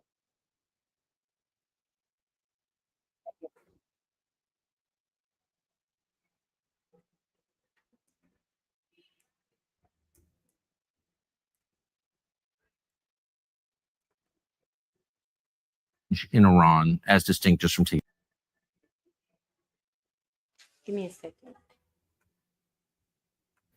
Senator, thank you very much for spending the time to have this conversation. It's good to be with you. So you've come out for regime change in Iran as distinct just from taking out the nuclear sites. What does regime change look like in Iran? Somebody else in charge. How do you get there? Look, that ultimately has to be a popular uprising. Sorry, guys. Good night. Thank you so much for tuning in. Patriot Roy D. He did for what? He didn't say anything wrong. From the people. And it's not a complicated question. Is America better off with a country that has a leader who hates us and wants to kill us, or to have a country with a leader who likes us and wants to be friends with us? And definitely the latter is better. Of course. Yeah. And so that's not a complicated statement. Look, I believe you look across the world when you have countries that have dictators that are viciously anti-America. Venezuela, Maduro hates us. Would we be better off with Maduro out of power? Absolutely. I want our enemies out of power, and I want our friends in power. That I could not agree more. The question is, how do you get there? Of course. And we've been trying to kill Maduro for quite some time. We have troops there. I don't know that we've been trying to kill Maduro. We have. And I think you know that. And I don't know that. Okay. Well, as a statement of fact, we have. So we do have massive sanctions. You know what's crazy?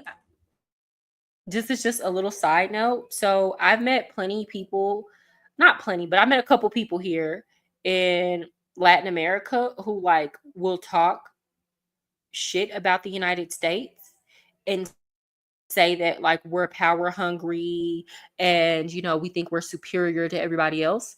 But then these same people will turn around and be like, why haven't we done anything to Maduro? And it's like, wait, so you don't like it when we're exercising our power and authority over you, but when it's toward somebody that you don't like, it's absolutely fine. I need you to make up your mind here. But that actually is a conversation. People are like, why won't the United States do anything or unalive Maduro? People are having that conversation in Latin America. Yes, because in y'all's minds, it's like we've had to deal with a lot of the immigration from Venezuela, but you have to understand in places like Colombia or Ecuador or Brazil or Peru, they've actually dealt with a significant amount of immigration, be it legal or illegal, from Venezuela, and their crime rates have skyrocketed. And I'm not calling all Venezuelans criminals or anything like that. It's just along with all the good people, there have been some really bad elements that have bled into these other countries. So they are begging for the United States to do something about it. I'm not saying that we should at all. I think we should. Yeah, I'm not saying we should at all. I'm just speaking to the reality of what's going on. Since we tried to pressure him out of office. Yeah, I'm not aware of that. I'm just saying there's a lot of pressure coming from various parts of the U.S. government on that government, and it's still there. Yeah. Same.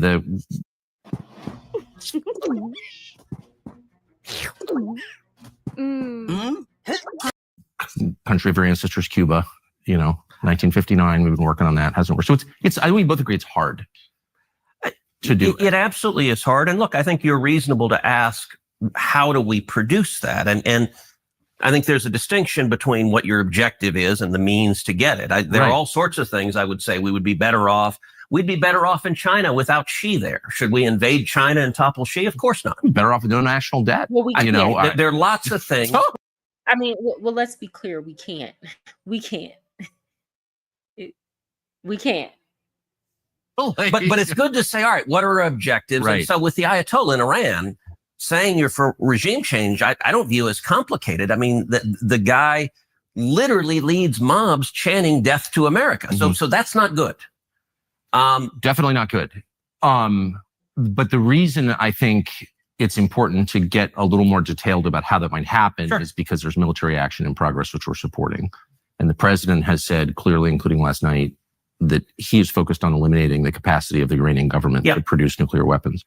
You are saying we need to use military force to effect regime change. I have not said that.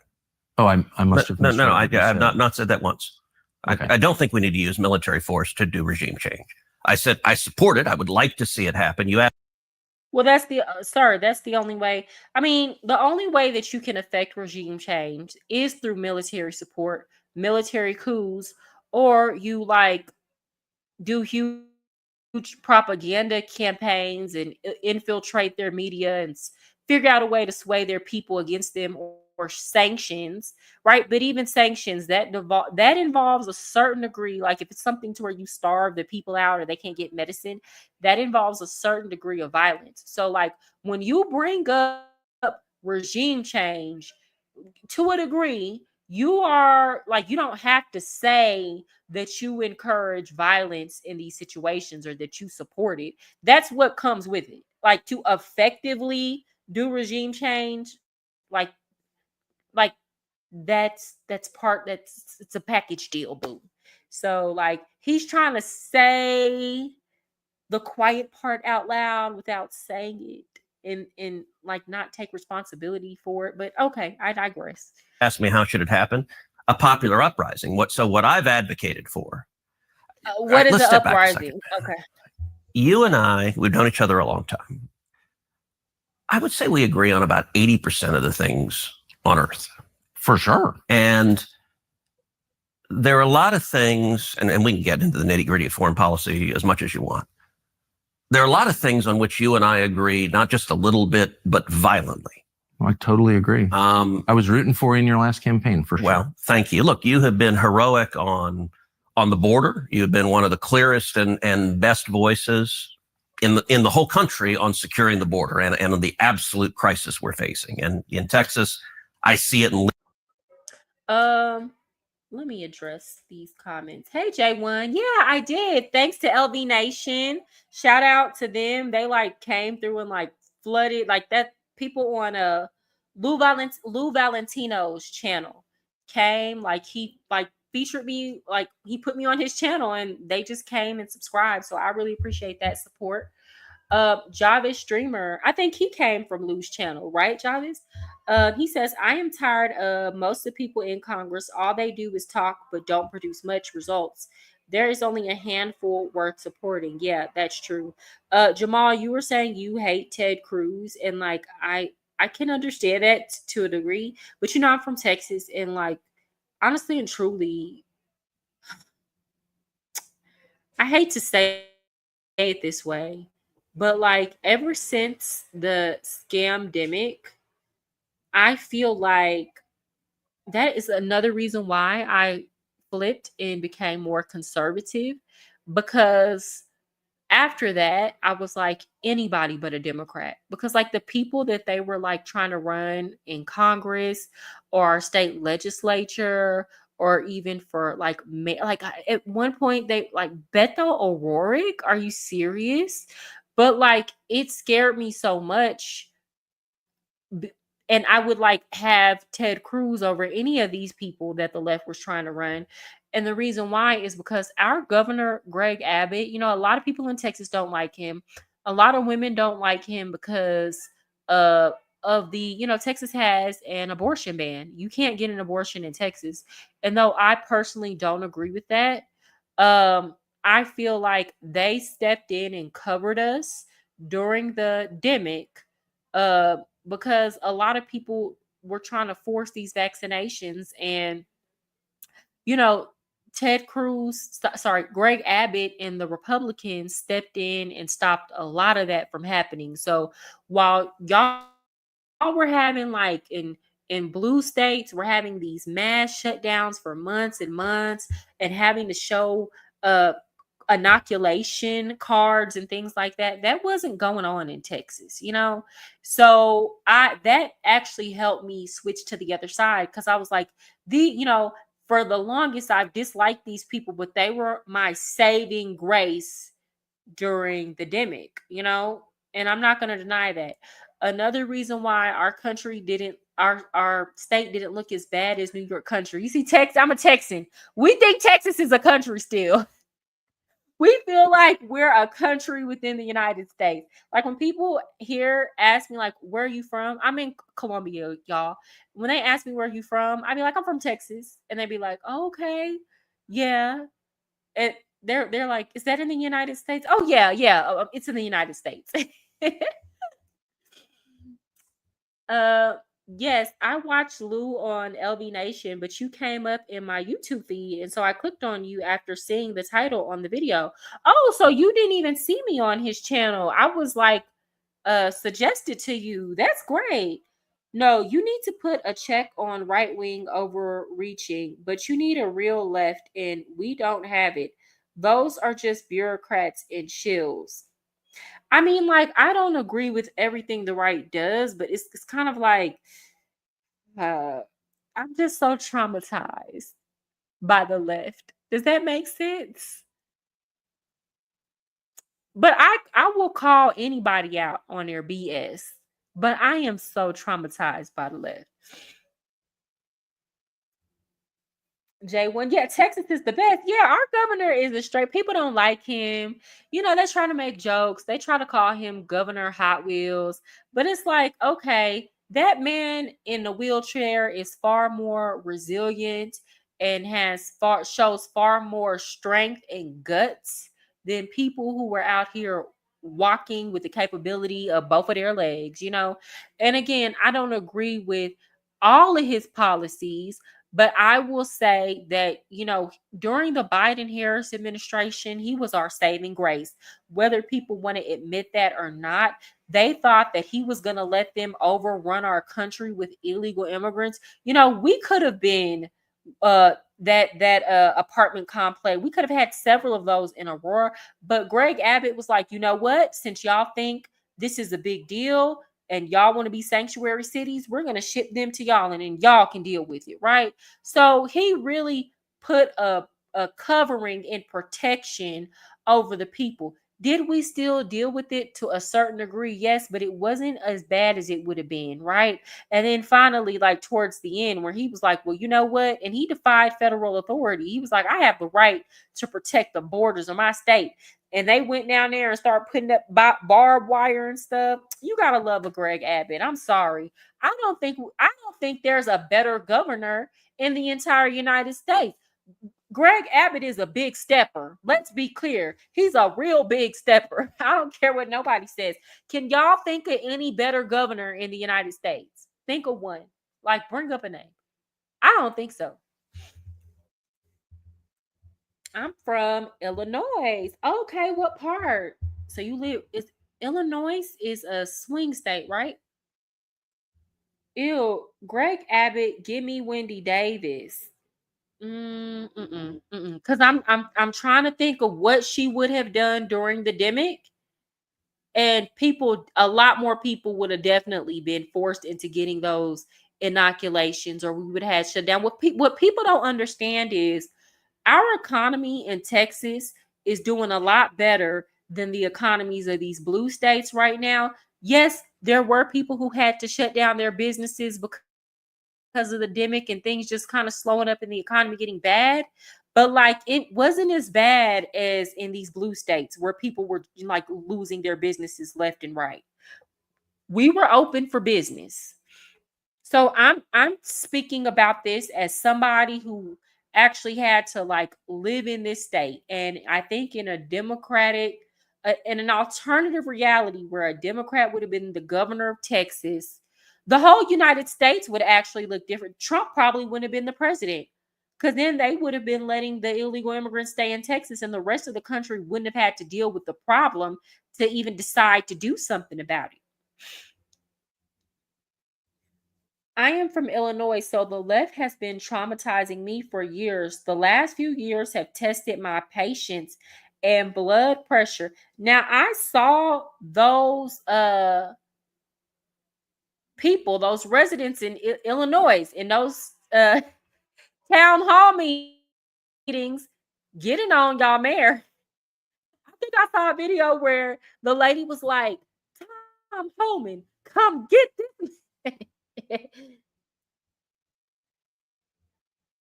I'm from Chicago, and Illinois is super blue, but F the Pritzker mob family. Wow. Illinois is a blue state, but there are plenty of red in the suburbs. Okay. That's generally how it happens. You got a lot of people in the outlying cities or in the suburbs or in the sticks of a state that go red, and it's those blue cities. It's the cities that be holding those states hostage. Yes, 6.6 approval rating. Okay, let's continue.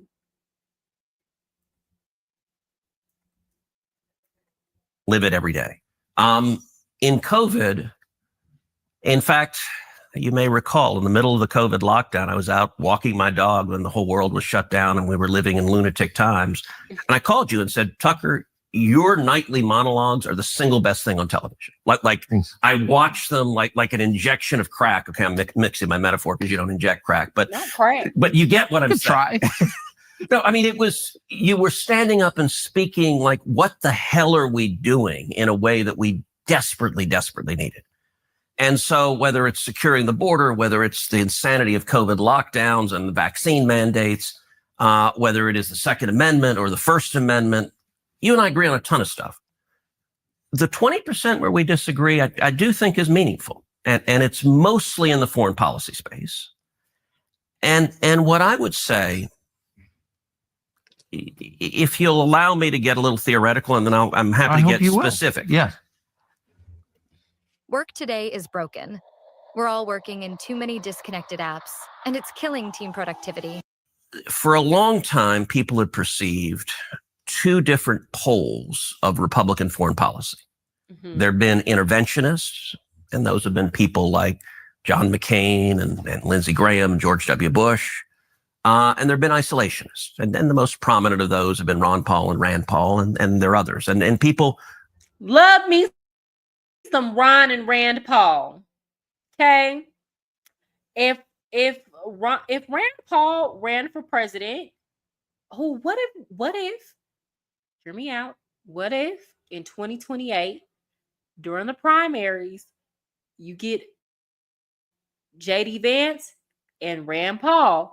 Who are y'all voting for? Are y'all voting for Vance or Rand Paul? That is tough. Okay.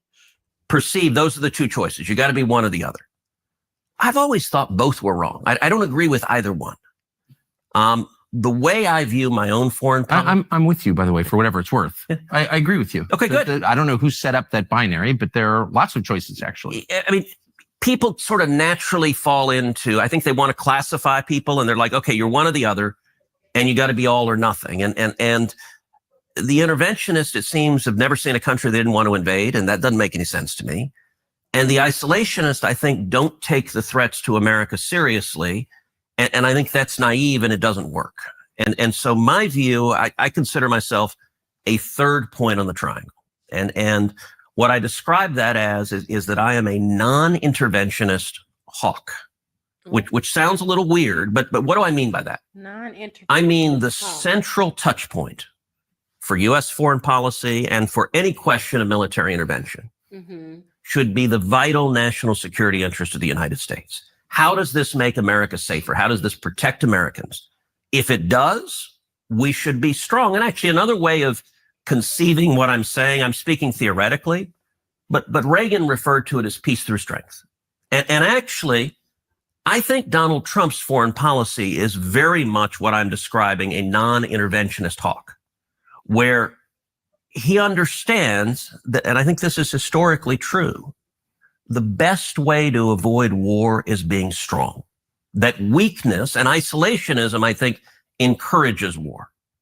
So going back to regime change, where you started in Iran.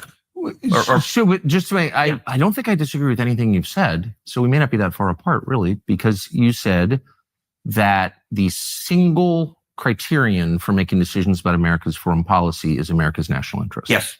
That's it. Yeah. Which is also America first. That's another way of putting that as well. I think it's the definition of it. Yeah. It's hardly breaking news that the U.S. dollar has been gravely devalued by Washington money printing. You print money out of thin air and the currency becomes weaker. You can purchase less with the same amount. The entire system is backed by nothing but the government's word.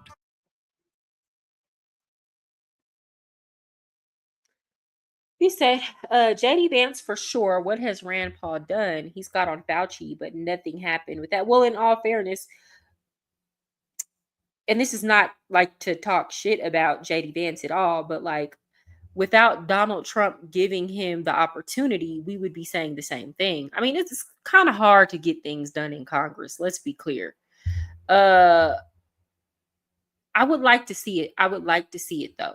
I would like to see a runoff between the two and let the people decide. But I like JD Vance a lot. I do. Okay, so I can kind of get at what Ted Cruz is saying. Like, I see where he's going with this situation, but like, I don't agree with his argument that isolationism and weakness encourages war. Because like a lot of people would say, because I remember when I learned about this, and this was even still in the curriculum when I became a U.S. history teacher, that part of the reason why we got into World War II was because the United States did not join the League of Nations.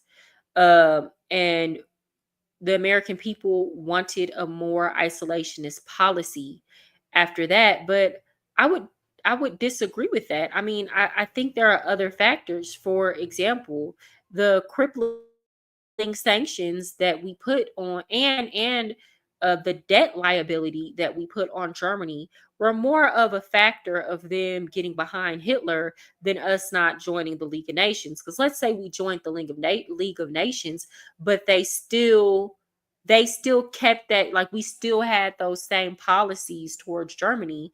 Like, eventually they would have elected a Hitler-like leader. Furthermore, we've had plenty of wars since the United Nations was created. Not necessarily world wars, right? But we've had, and the only thing that's kind of kept these world wars in check, in my opinion, is the presence of nuclear bombs. But we've had plenty of wars through proxy and things of that nature. So I don't necessarily think that a non-isolationist policy or an interventionist policy or a peace through strength policy discourages war. I think what discourages war is the United States deciding, at least on our part, that we're not going to get into a war with anybody.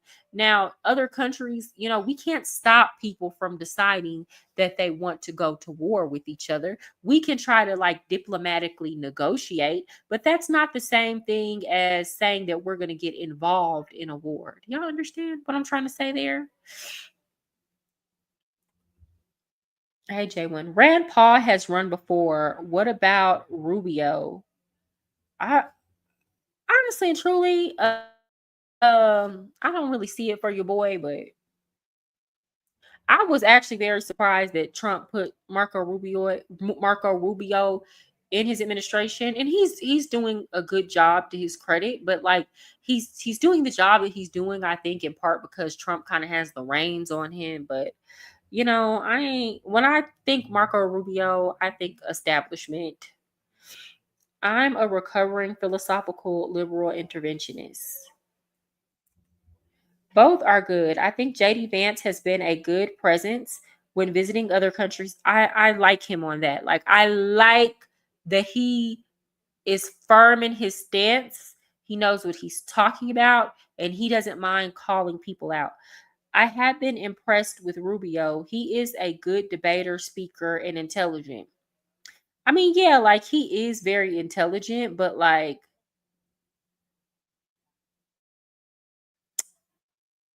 I can't see, because okay, if you got to put Marco Rubio in a debate with JD Vance, like JD Vance is a big stepper. That's a big dog. Like, let's be clear, that's a big dog. I think people understand, like when people be like, we need to impeach Donald Trump, and guess who you gonna get? JD Vance, and he's far more conservative than Donald Trump. I don't see Marco Rubio being able to outperform JD Vance.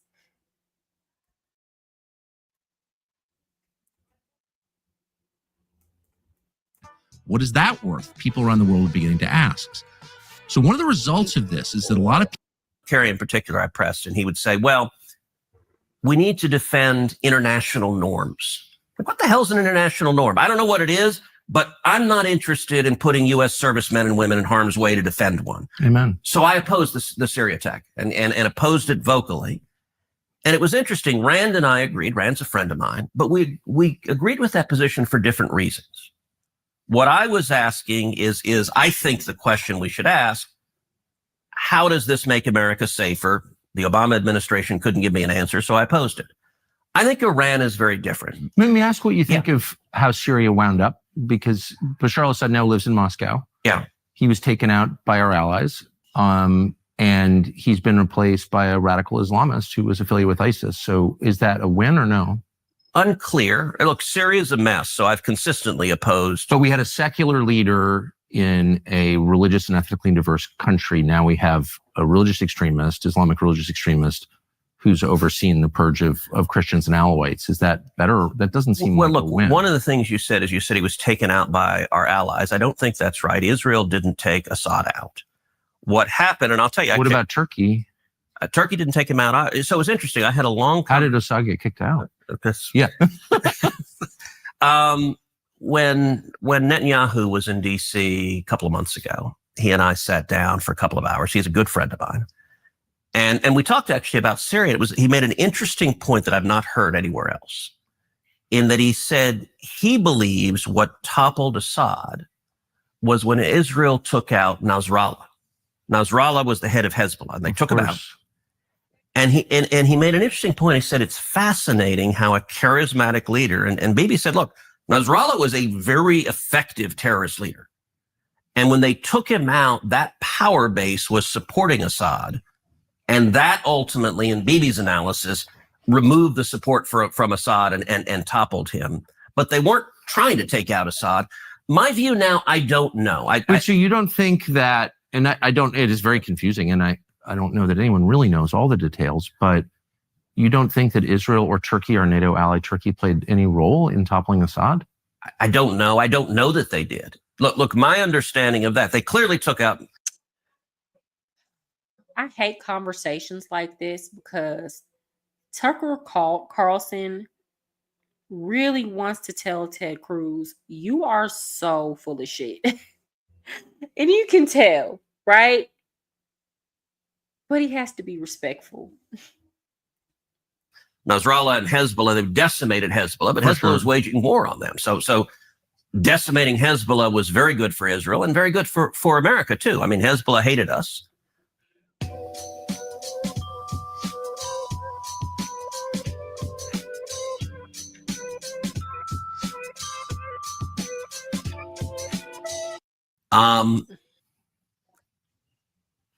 I would put Assad in the category of an unintended consequence, and whether it's good or bad, I don't know.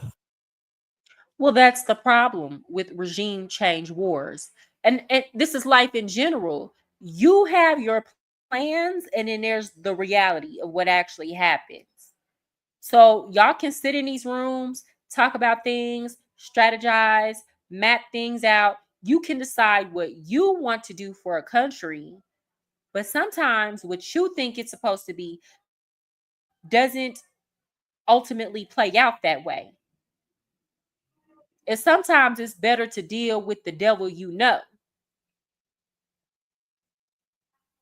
And that's the problem with trying to deprive countries of their natural sovereignty.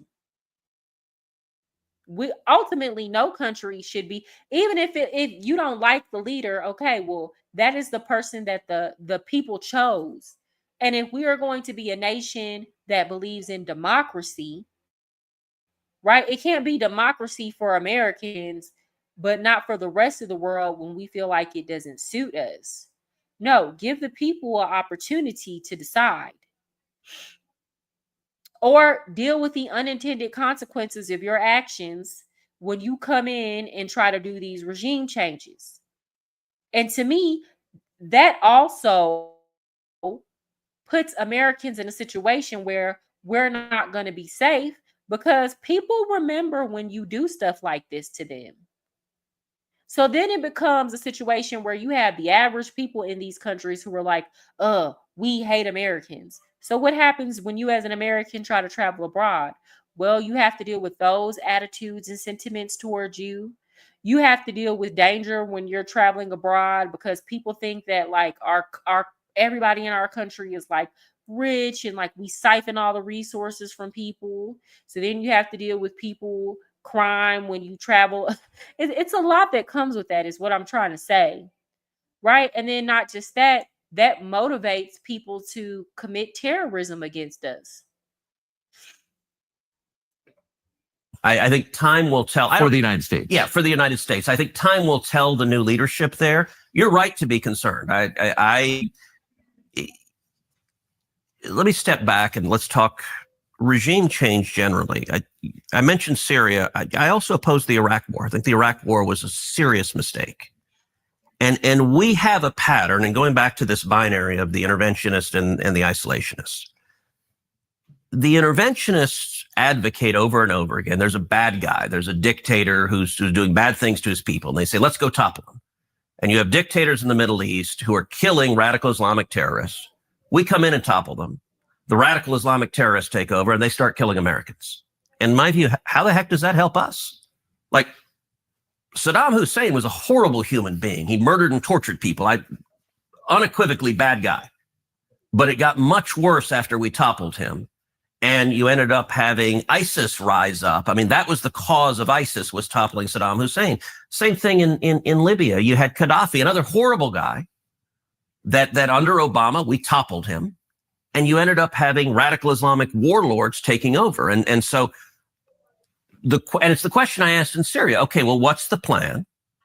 And how is this good or bad for the United States? And so I don't think... With Iran, I view Iran as very different from Iraq. But up to that point, you say we disagree. I don't hear really anything. I'm not quite sure what happened in Syria, but I don't know. So, right. But other than that, I don't hear anything I disagree with at all. Yeah. Sounds like we're in a complete agreement. I wonder, though, is there a successful regime change that the United States supported that you're aware of in the last 100 years? Sure. Defeating the Soviet Union and the Soviet Union collapsing, winning the Cold War. Sir, we did not defeat the Soviet Union. We did not defeat them. They are responsible for their own undoing. And let's be clear. If Russia wants to go back and take a lot of that territory over, they can. But we were not directly responsible for the collapse of the Soviet Union, nor was that necessarily like regime change. I don't know. Does that make sense to y'all, what he just said? Like, we defeated the Soviet Union? No, we did not. We did not. What is he talking about? I'm just so tired of losing my brothers and sisters in the Middle East. And that's what I'm saying. Like, it just seems like whatever is going on over there, again, it's just one problem after the next, after the next. And it's like, you think you fix one problem, but then there's some unintended consequences over here.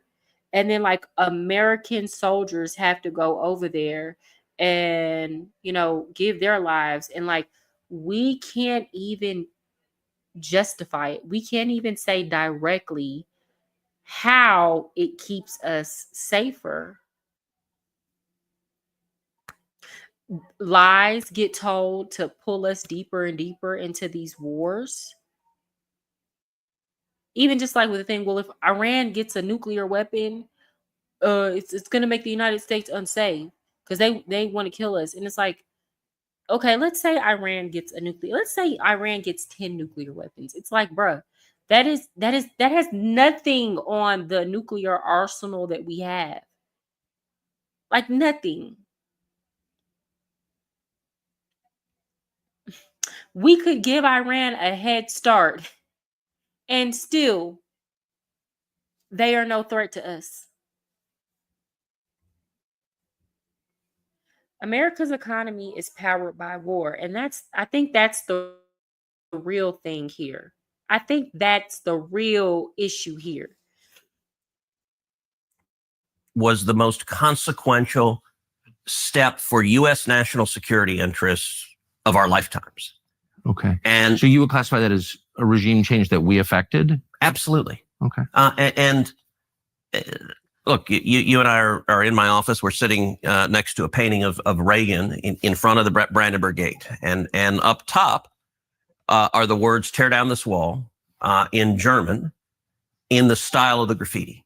Right. And I think those are the most important words any leader has said in modern times. And if you look at how Reagan waged the Cold War, and Reagan is very much my model for how to, I actually think how Reagan took on the Soviet Union is exactly how we should take on China. Now, starting from the point, look, Reagan was not an interventionist. In 8 years, the biggest country Reagan ever invaded was Grenada. He was very reluctant to use U.S. military force. He didn't respond after the 83 barracks bombings. You're right. Yeah, he made the judgment that the risk exceeded the benefits. And that's a very rational decision to make. And it's reflected. Trump has made those same decisions where he is willing to use military force, but he very much asks, okay, is this good or bad for America? Does this endanger U.S. servicemen and women or not? And one of the points about the Cold War, look, nobody in their right mind wanted a shooting war between America and the Soviet Union. The two biggest nuclear powers on Earth firing bullets at each other is really unhealthy for human beings. Same thing is true with China. Nobody with any sense says, hey, let's go to war with China. That's really dumb, and a whole lot of people could die. But the Cold War showed we've got lots of tools short of sending the Marines to fight against a regime. And one of the most important tools is the bully pulpit. And so when I say I support regime change, I actually think just simply laying out what the Ayatollah does. And so I spend a lot of time, I speak to Iranian dissident groups. I speak out against human rights abuses. I think shining a light on the depravity of leaders is a really powerful tool that America has. Not so much. Not so much now in the age of information. I think that worked maybe 20 or 30 years ago, but the thing is, you can't throw stones at glass houses. So the only way that works is if, we do everything on the up and up, which we don't always. So I don't know. I feel like when you start making accusations against other leaders in other nations about the things that they do, that opens the gates up, or that leaves opportunity for people to look at the things that you do in your country and criticize your leaders for things that they do, because we haven't been perfect. Now, I will say that there are countries, that's not me talking shit about the United States. I would much rather be in the United States than in a lot of these countries in the Middle East. Let's be clear, especially being a woman. So it's not even a debate, but people will start looking at you and scrutinizing your actions and seeing whether or not you have committed any human rights violations or anything of the sort.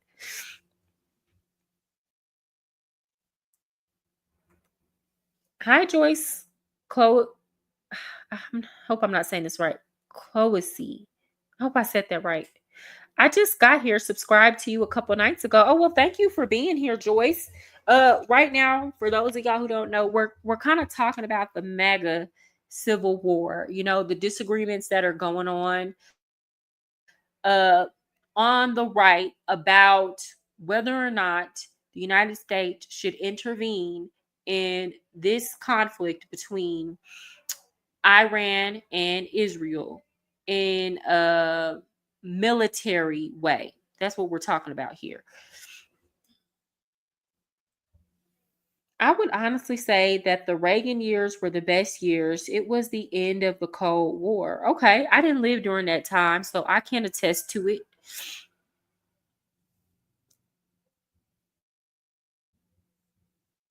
America's economy is powered by consumerism because Americans are spoiled, and we always want the new outfit or that new car. You know, it is a culture, and I feel like y'all know I'm coming at y'all live from Medellin, Colombia, and honestly and truly, I make less money than what I did living in the United States.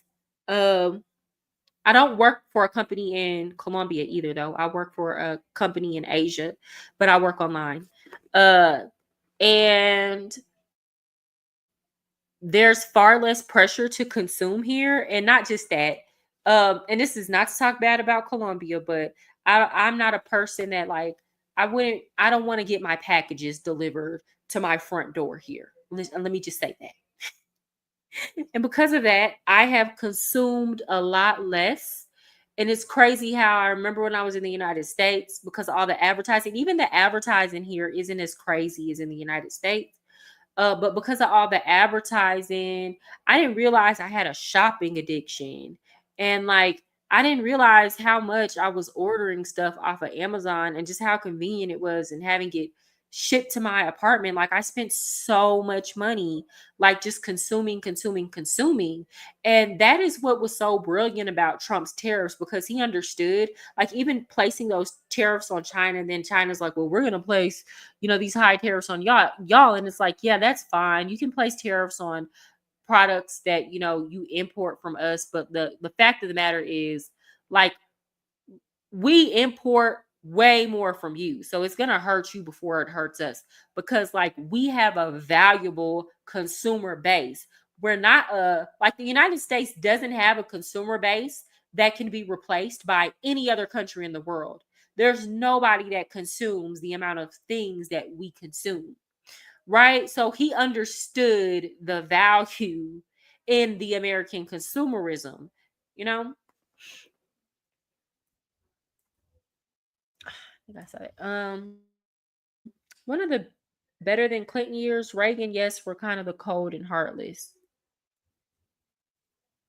I would prefer we are only involved in an advisory position in the Israeli-Iranian solution. No physical intervention. No, not at all. I don't even want our troops in that area. Because what happens is, when you have troops in the area, then something happens, the Iranians hit our troops, and now people are like, oh, we have to go do something. And it's like, no, we don't. You can just take them out of harm's way before that even happens, because like, that's bound to happen at some point if they stay over there, right? So like, let's move them out the way. I don't want us sending any more money. We've given them money. I was just talking about that, Joyce. We give them annually about $3.8 billion a year for their military. Like, I'm like, that's crazy. We have to fund our military and your military too. You can't afford your wars, but you're going and starting them. No, you got to fight your own wars, boo. A Java streamer. I think inflation has somewhat corrected the consumerism issue in the U.S. Oh, well, definitely. Like, it's definitely the consumerism has definitely retracted, but I still think Americans consume a lot more. Like, even here, like when I meet some of the other like American immigrants here, and they're not afraid to get their packages delivered.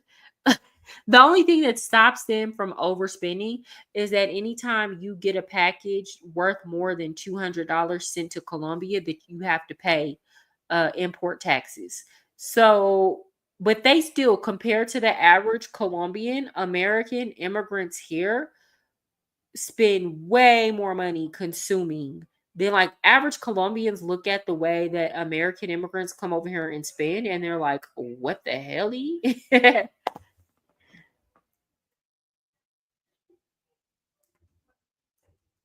Should we limit our activity to that? It depends. Again, because the U.S. government pays opposition groups, militarized opposition groups in Iran, to overthrow the government. We've done it in a lot of different places, as you know. I'm not saying it's bad, but that's very different from what you're describing. You're saying we're making a moral case, as we did for 7 years with the Soviets. Our system works, yours doesn't. Yep. And I think we made a credible case for that, and we beat them over 70 years economically. And that was a huge part of it. Right. I think everyone would agree that was the main part of it. We didn't beat them in Vietnam. North Korea. The main part of it, but it was tied to a military It's so buildup. interesting. So I think it was I'm like a Russian history enthusiast, and I've been that way for years. And it's so interesting, like to hear them have this conversation through this lens and perspective, because like you have to understand that after they overthrew the Tsar and the Soviet Union like had to catch up to the United States, right? And we had already had like an industrial revolution. We were so far ahead of them. So like, yeah, we did beat them economically, but like they caught up to us though, right? Like to be like this young, newly established government, and like what they had to do to pull off what they pulled off and catch up to us, right? To where like we were competing at one point. Like we can't act like that's a small thing, right? I don't know. Even now, yes, Russia's economy is not the United States economy, but like if you think of what they've been able to do over the past 100 years, it's amazing. It's pretty amazing. So I don't know. It's kind of interesting to hear them talk about it through this perspective. And of course, I'm America first. That's not to like try to like big up Russia over the United States. I'm just being objective about the situation that they were dealing with over there and have dealt with for a very long time. two things. It was one, the clarity. So Reagan came in and he described the Soviet Union as an evil empire. Right. And all of the intelligentsia in DC, all the Democrats, all the media, they're like, what a horrible thing to say. You can't say that. Reagan went to the United Kingdom and he said, Marxism, Leninism will end up on the ash heap of history. People were horrified. They asked him, all right, what's your strategy in the Cold War? He said, very simple. We win, they lose. And that was all viewed as sort of a Philistine simplicity. And I think it was exactly right. And laying that out, speaking. I mean, well, I can't think of any country that actually operates under Marxist philosophy. Not Russia, not China. So, I mean, he was correct in that assessment. I can't even think of a time where Russia was like genuinely a Marxist society, like not once. Not one time. Because you have to understand there's a difference between a totalitarianism, socialist regime versus Marxism. Marxism was simply a critique of capitalism. It means the workers own the means of production. It was never meant for governments to run production or like have social welfare programs or anything like that. But I digress. I mean, that's a conversation for another show.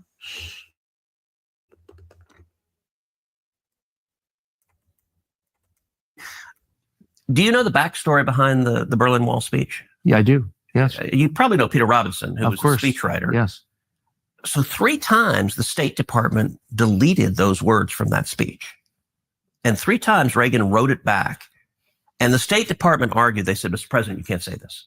This is too bellicose. This is too provocative. And my favorite, they said, this is too unrealistic.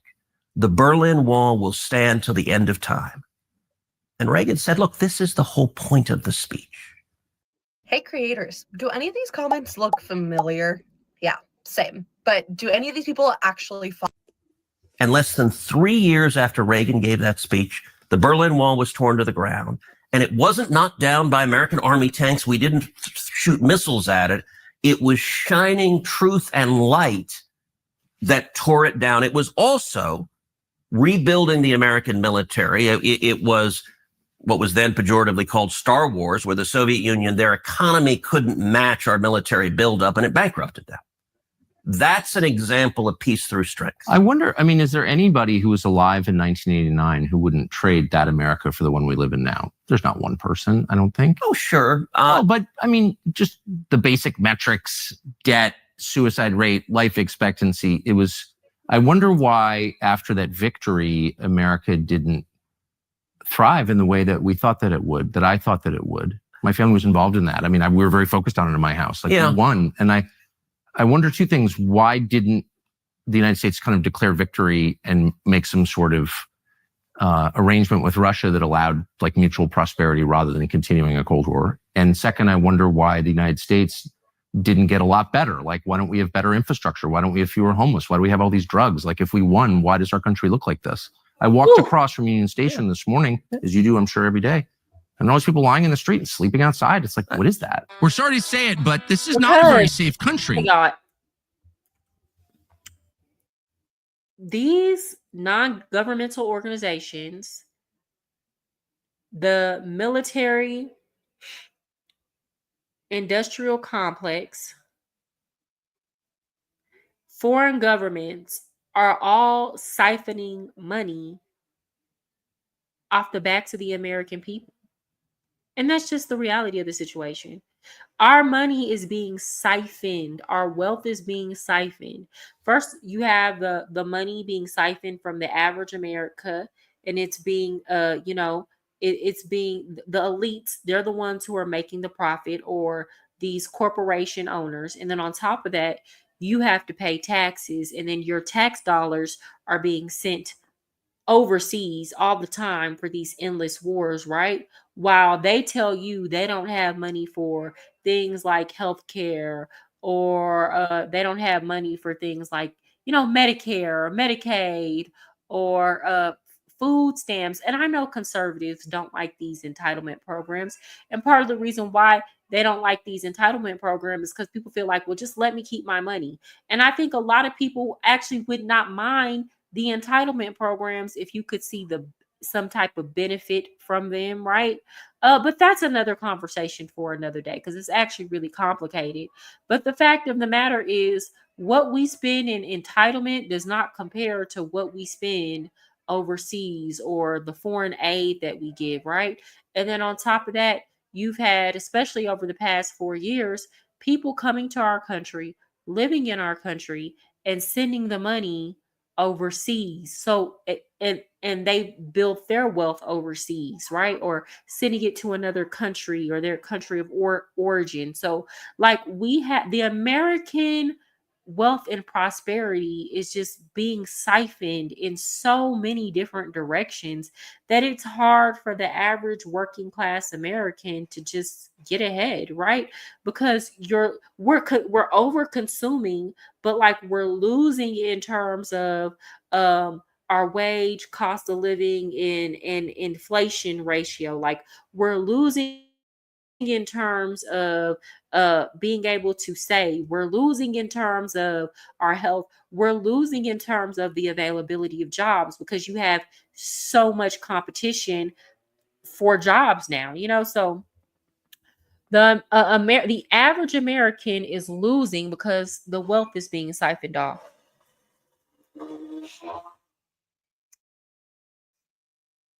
Hi, Grams is Pups. I hope I said that correctly. That's why we left English rule. Yeah, because of taxes, And I get it. I understand. And I definitely think there's an argument to be made to just let people keep their money. Just let people keep their money.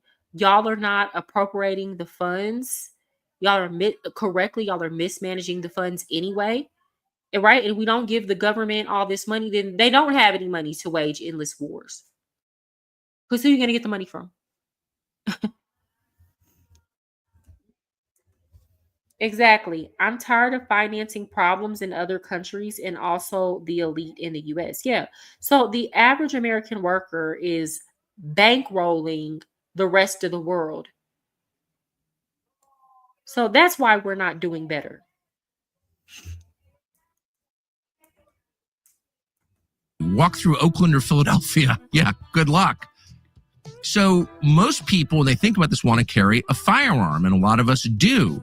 The problem is there can be Trump's response. I used to take group Spanish classes, but honestly, they just weren't working. I'm sorry, guys. I refuse to pay for a YouTube subscription, but I might have to do it. Super generic on the classes. Responsibility is to keep America safe. Let's go back to where we started. But can I ask, you've been in the district a long time in DC, so have I. And the city's way more dangerous, and Congress runs this city. No, it's a complete crap hole. So I'm saying, like, no Iranians ever going to kill me, but I could get carjacked here. Well, and I just don't understand how the Congress could run this city and focus on the dangers of Iran when the city is like garbage. It's garbage. But Congress doesn't run the city. We could. Congress does run the city. It's in the Constitution. It's in the Constitution, but they've given home rule, so it's a Democrat mayor. Take it back. You control the Congress. I'd vote for it, but it is a question of math. Okay, but I'm just saying, like, why? How can people ignore? It's like if my own kids are drug addicts, but I'm focused on my neighbor's kids. It's like I'm neglecting my own kids, and there's a sense in which, Ted Cruz was being like intentionally obtuse. He understood what he was trying to say. We have so many problems going on in our own country that we need to address, yet people are advocating for us continuing to send this money overseas to address other people's problems and then trying to masquerade them as if there are problems too. No, they're not.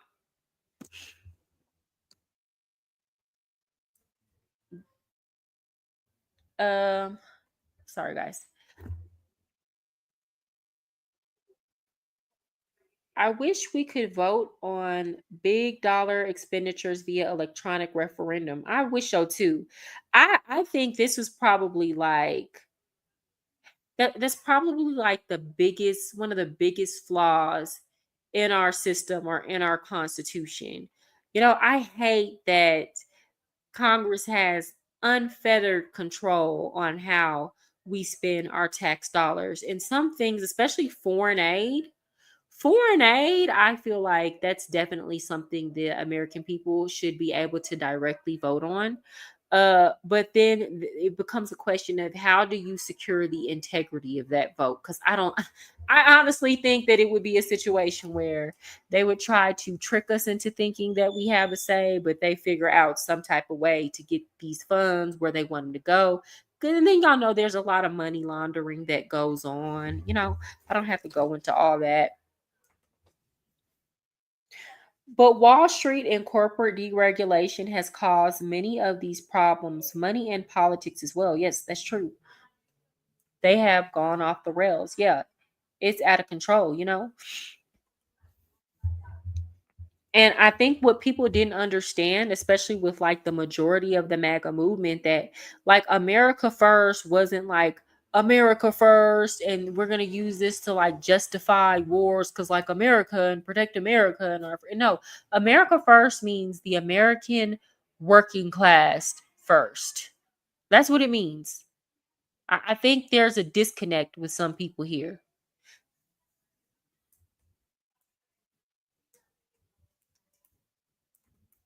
the Congress is neglecting the country that elected them in favor of this relentless focus on other people's problems. That's the way it feels as an American.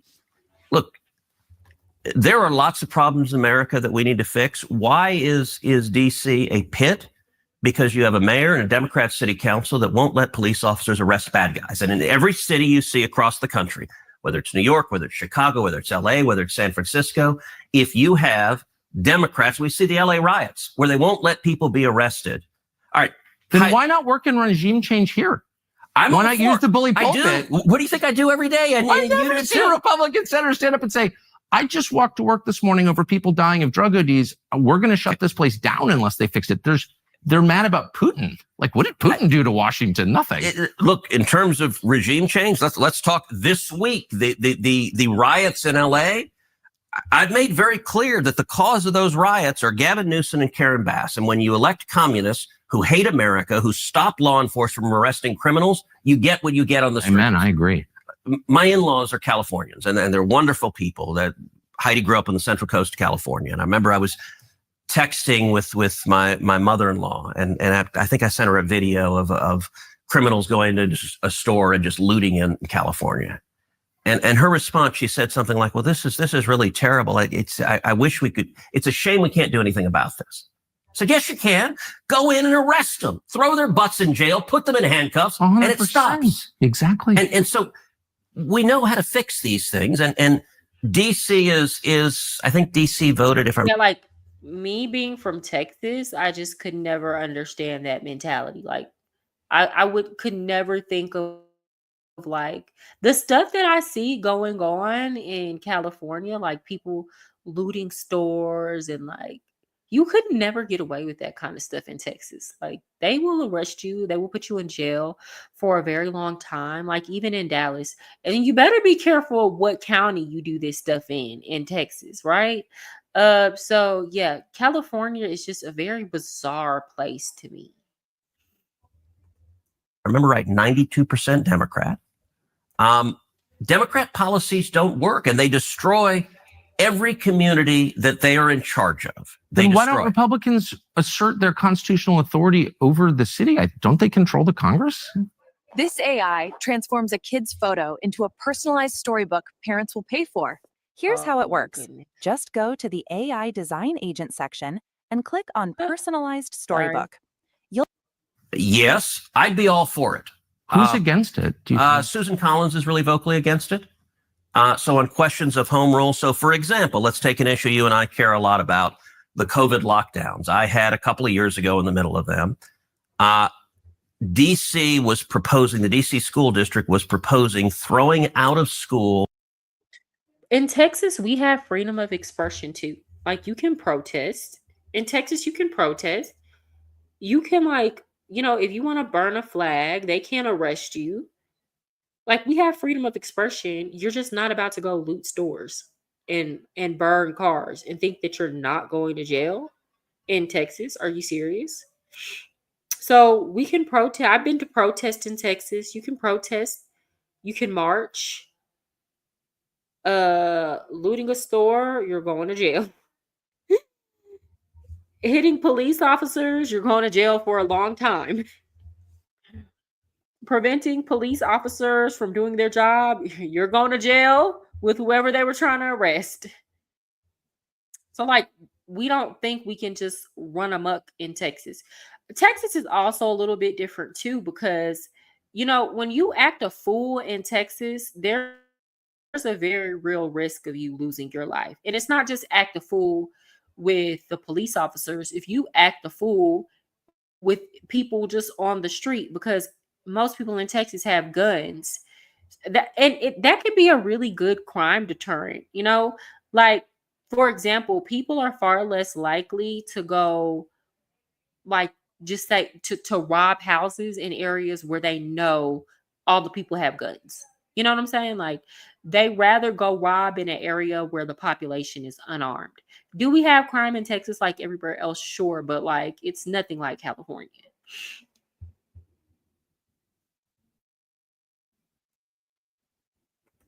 It took the city of Chicago 40 years to fix everything from 60s riot. Yeah, we don't really have those problems. Texas doesn't have a big riot culture. And that's what I'm trying to say. Even in Dallas, which is a liberal city, people know not to like do too much.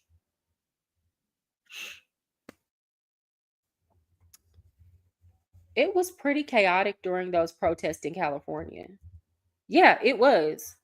And again, like we had marches and protests during George Floyd, and like there was like a block where a couple of shops got broken into, but like, you know, in Texas during those protests, they're out with the horses and all of that. They're holding the line. They will take you to jail, all of that. So yeah, we don't really do too much.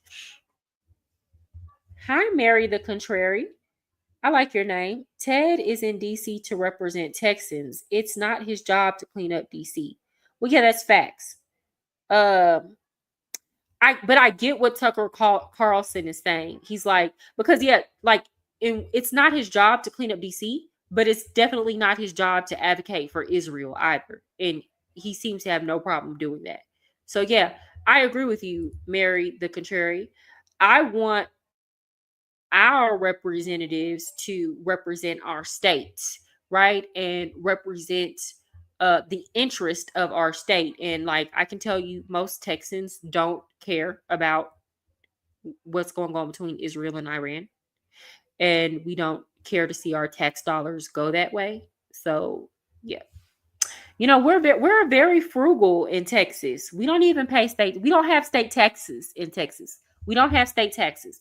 So when you go file your taxes, you pay the federal taxes, but we don't have state taxes. So we don't like paying for other people's problems.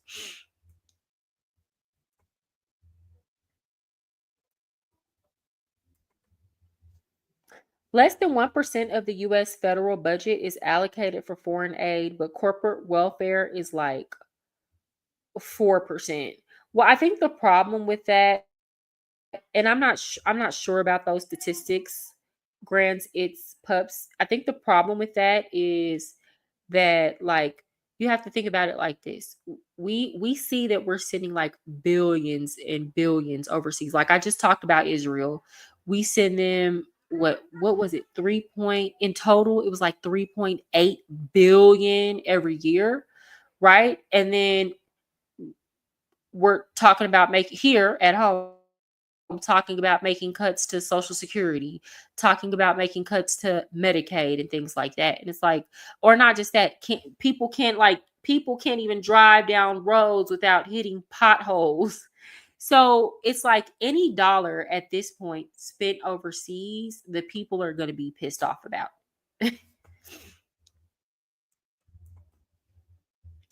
Foreign aid reduces disease and feeds the hungry. Corporate welfare gives our money to the rich, who then use it to line the pockets of our politicians. Okay, so I can agree with you about the corporate welfare. I don't think that's good for our country either. But also, with that foreign aid, a lot of money laundering happens. So do y'all remember towards the end of the Biden administration, he was like, it was crazy. Like they were sending money overseas to Africa like crazy. They just started sending billions of dollars to Africa. And it's like, does some of that money get to the actual people? A little bit, probably, but like, I wonder how much of that was money laundering or how much of that the politicians in Africa launder, or you know what I'm saying? Like, it just was like, why are you waiting until the end of your term to send all this money to Africa? It just looked crazy.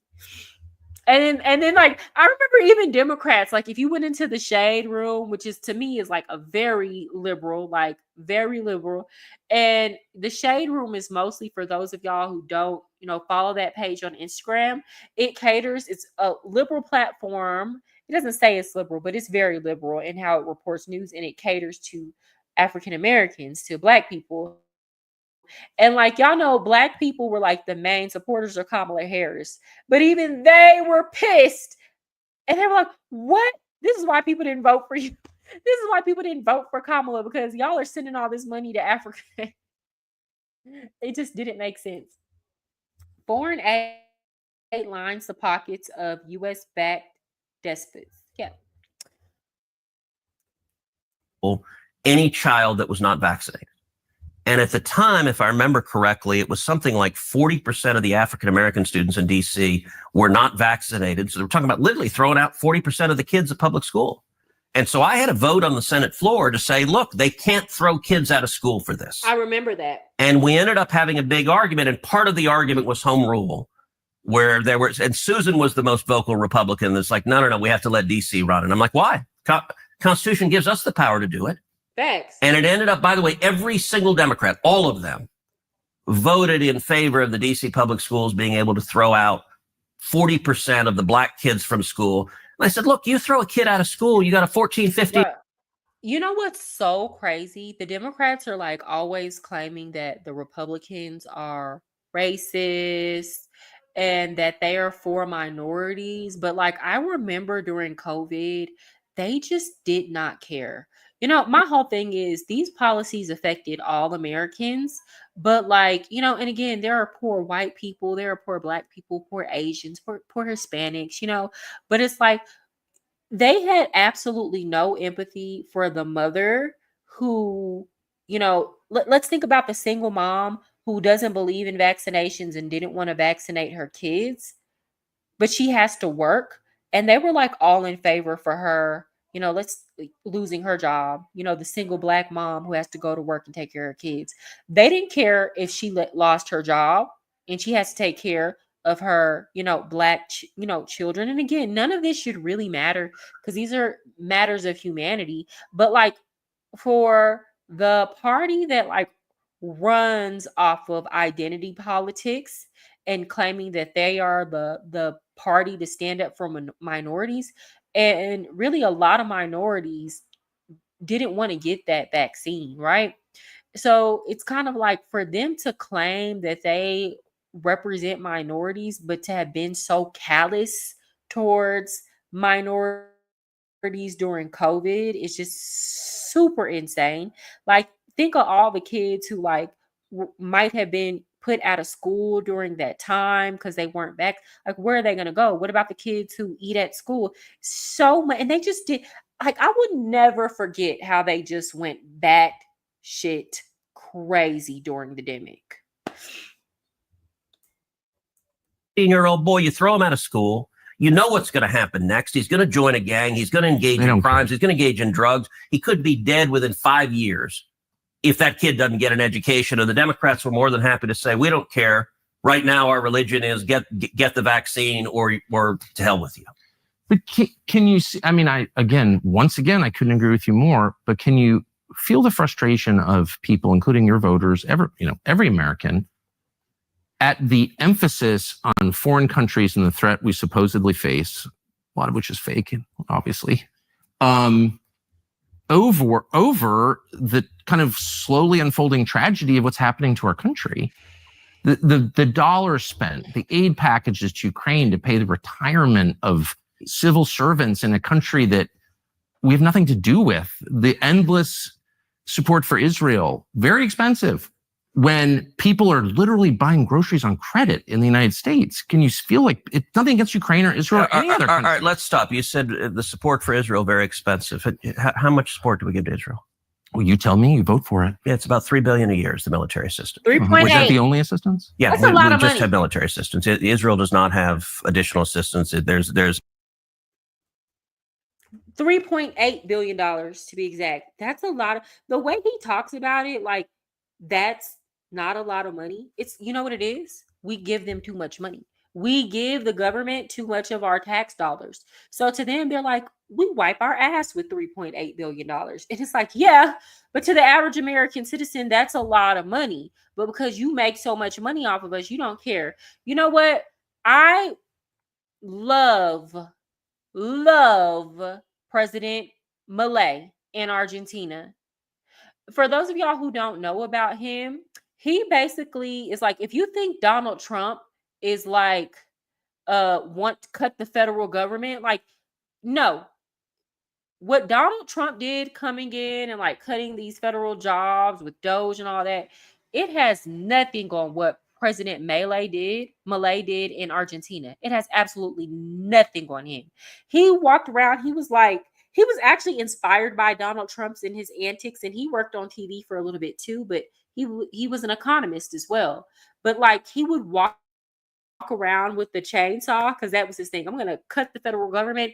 And he cut so many departments of the federal government in Argentina.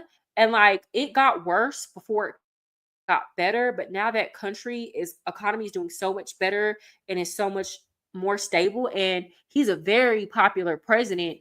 But like, he basically, like, I will never forget when he did that speech. And he was like in front of Congress and on TV. And he was like, de nuevo, no hay plata. Like, and what that means, like, he was saying, again, we don't have money. And this is what he was telling the Congress. Like, we don't have it. We don't have money. We don't got it. You know? And basically what he would like to do now is dollarize their economy so that the Argentinian government can no longer print money, which increases inflation. Because then they'll print money and then mismanage the funds, and then inflation increases. So he's like, we don't have any money. Yes, this is in Argentina. Very little foreign aid goes towards the problem it was intended for. The rest lines the pockets of the government officials. Yes, and it's our money. You know, we are basically tricking on these government officials. Why do you love these right wingers so much? Geez, girl, bring back the Kirschners. I mean, it's not that like, like President Malay, like, what is there not to love? What is there not to love? What is there not to love about Malay or Bukele? Like, I don't like they're lovable people. I love everything they're doing. I can't help it. They're doing good work. That's why I love them. You know, it doesn't necessarily have to do with the fact that they're right wingers. I just agree with their ideas and their policies. And like, I guess their right wing ideas and policies, I love them. I want to see more of it. People are appointed to oversee the aid that is sent, and some might have started out following through, but eventually they also become corrupted. Flashing money in people's faces changes them. That's true. There are very few people in this world who could have access to that amount of money and how it's allocated and not be tempted to steal. Because that's basically what they do. They steal. We can call it money laundering or what. It's stealing. It's theft. 3.8 billion divided by 400 million is 9.5 per person per year in foreign aid to guarantee a friendly space on the map for Americans. Granted, pups, that is for Israel though.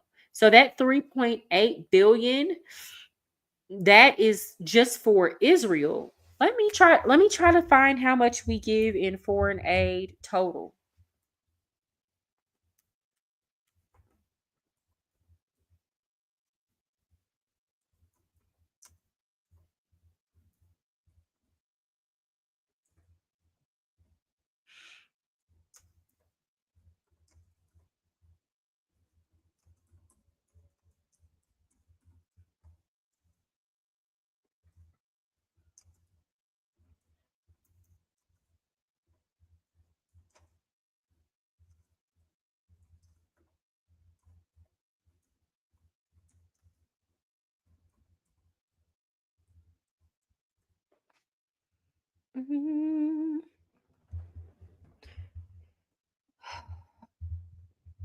Okay, so total foreign aid. This is from pewresearch.org. Total foreign aid that we give annually is 71.9 billion.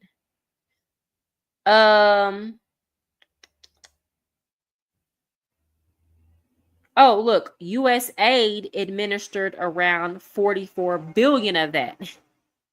And we know Doge just ransacked them and exposed all the stupid stuff they were spending money on.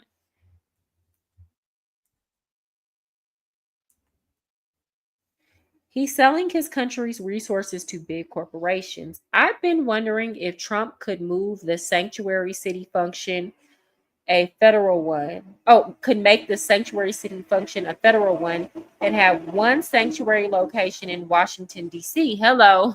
Let them all go there. He could then close all of the state-run sanctuary cities. That would actually be hilarious.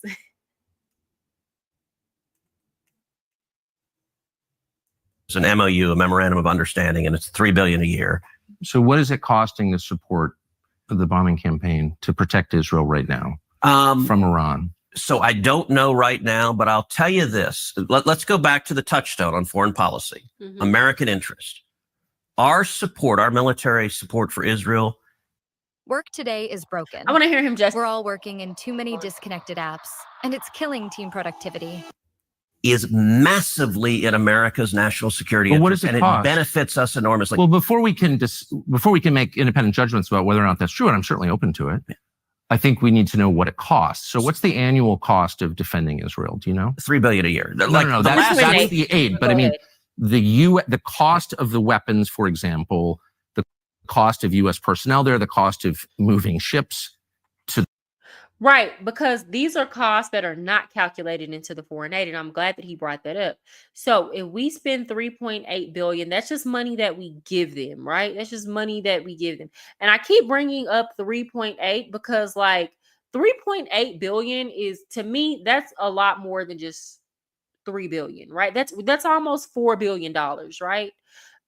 Furthermore, yes, then we are also spending our own money shipping troops. So this is not money we're giving directly to Israel, but if you have to pay to like ship troops over and ship equipment and supplies and pay for our troops to be over there, and like there are a lot of other costs that are not being calculated in this, is what I'm saying, that we're spending, and technically we're spending it on us because it's for our troops to be over there. Does that make sense what I'm saying? The region, which we're doing right now, the cost of moving tankers, region, all of that. Do we know what the cost is? So look, the last week, I don't know. And there's some lag when the administration, under the Constitution, the commander-in-chief has control of the armed forces. And so President Trump has made some decisions that we'll know the cost over time, but I don't know the last week. I don't have visibility on that. The annual cost is $3 billion. It's a 10-year memorandum of understanding, and that's the principal driver of the cost. But let me make a point. We get massive benefits from Israel. Israel shares, the Mossad is one of the best intelligence sources on the planet. The enemies of Israel, the people who hate Israel, they all hate us. It's almost a perfect overlap. And so if we tried to recreate, if we're just trying to defend America, we tried to recreate. But like the people that, it's no coincidence that the people that hate Israel hate us. Like, the people that hate Israel hate us because we are the muscle. So like, whereas Israel might be the intelligence, we are the muscle. So when they tell us to go, when they sick us on these people, we do their bidding. So like, to me, the like rational thing to do if we didn't want these people to like hate us is to like decouple ourselves militarily from them. Then they probably wouldn't care about us. Then Israel would just have its own enemies if we just let them fight their own battles. So it's kind of like like we're creating this problem, is what I'm saying. I might be wrong in my assessment, but that's what I'm seeing here. Create the national security benefits of our alliance with Israel. It would cost, I don't know, 30 billion, 300 billion. So can you elaborate? And again, I'm going into this as someone who's always liked to. Jarvis, I've never been able to make sense of that. Like, how do you have debt but can afford to send other countries money? Why? What? That doesn't make sense. It doesn't make sense at all.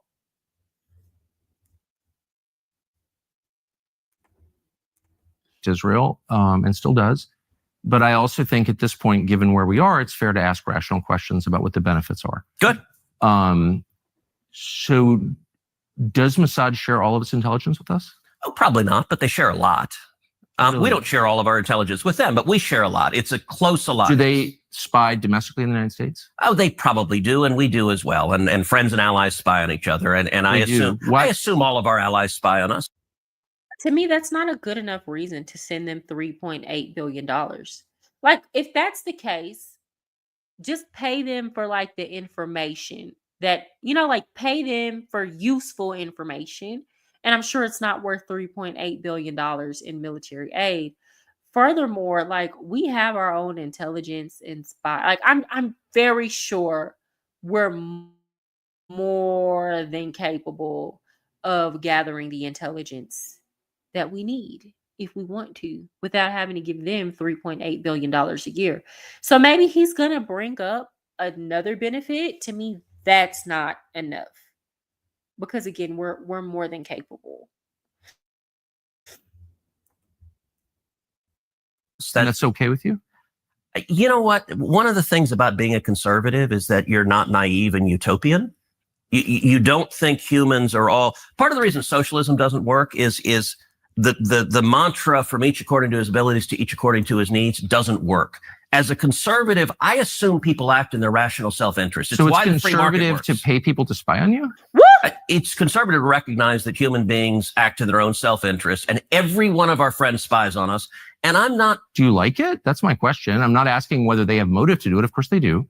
I understand that, and by the way, I'm not mad at them. But you're an American lawmaker, so I just want to know. Hold on, I want to know your attitude.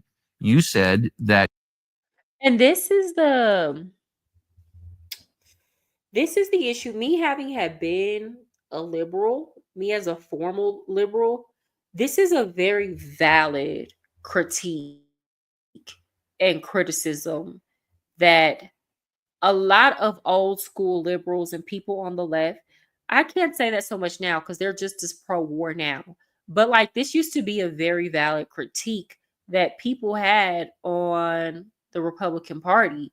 And it still holds true today, although I will say that the Democrats are just as big of warmongers now. I mean, let's be clear, right? It used to not be that way. But you can't walk around talking about communism, welfare states, entitlement programs, and things of that nature, but like have absolutely no objection to all this money being sent overseas, right? Just given to people. And then when we ask what's the benefit, you give a bullshit answer like spy networks, as if we are not capable of maintaining our own spy networks. Like, as if we can't, like, there are programs in the US military where they train people to do stuff like that, like the CIA. People, like, there are even programs in the US military where they like embed you into a country and you have to like learn the language there.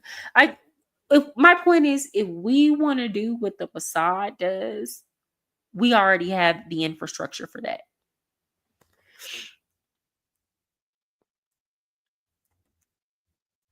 at your guiding principle, in fact, the only principle, the only criterion. I said guiding, the overwhelming. I wouldn't say only. Is it in America's interest? Is it in America's interest for Israel to spy on us, including on the president? It is in America's interest to be closely allied with Israel because we get huge benefits for it. And you want to see the clearest. But I just want to stop on the spying for a second. That it takes place, as you know, and including on the president of the United States and several precedents. And I just want to know if that's okay and why is it okay? Wouldn't an American lawmaker say to a client state, you're not allowed to spy on us? I'm sorry. I know why you want to. I'm not mad at you, but you're not allowed to. Sure. And I don't care for it. I don't want to be spied on by you. It's kind of weird not to say that. My whole thing is the audacity of you spying on me when I'm the one giving you money. Are you crazy? The audacity of you spying on me like I'm the enemy when I'm the one who's giving you money.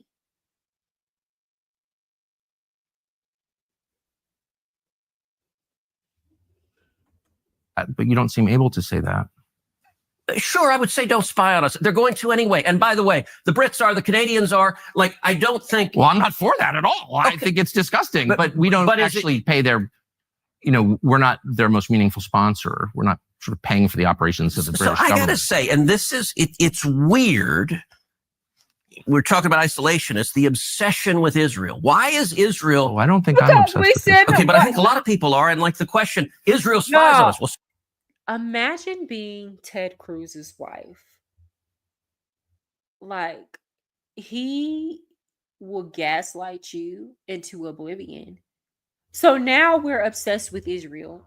Now we are obsessed with Israel. Why can't it be that why can't it not be that they're obsessed with begging us for money? Like, we have a right to be concerned when we are bankrolling their military operations. Yes, we have a right to ask obsessively, why are we sending them money? Why are we sending them money? Especially considering the problems that we have in our own country. We have the right to obsessively ask until we get a good enough answer. Why are we sending them money? And if you can't justify it in a way that is sufficient to the American people, then stop giving the money. So now, why are y'all so obsessed with Israel? We give them $3.8 billion a year. What are you talking about?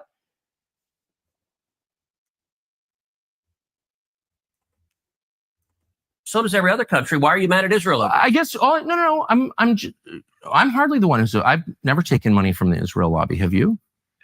Taken money from the Israel from AIPAC? So AIPAC raises a lot of money for me, but it's actually a misnomer because the people who raise money are individuals. Oh, so it's not the PAC itself, but they're individual members who believe in the American-Israeli friendship and relationship. AIPAC a foreign lobby? Y'all, that was shady. Oh, that was shady, baby. Tucker Carlson just ate him up.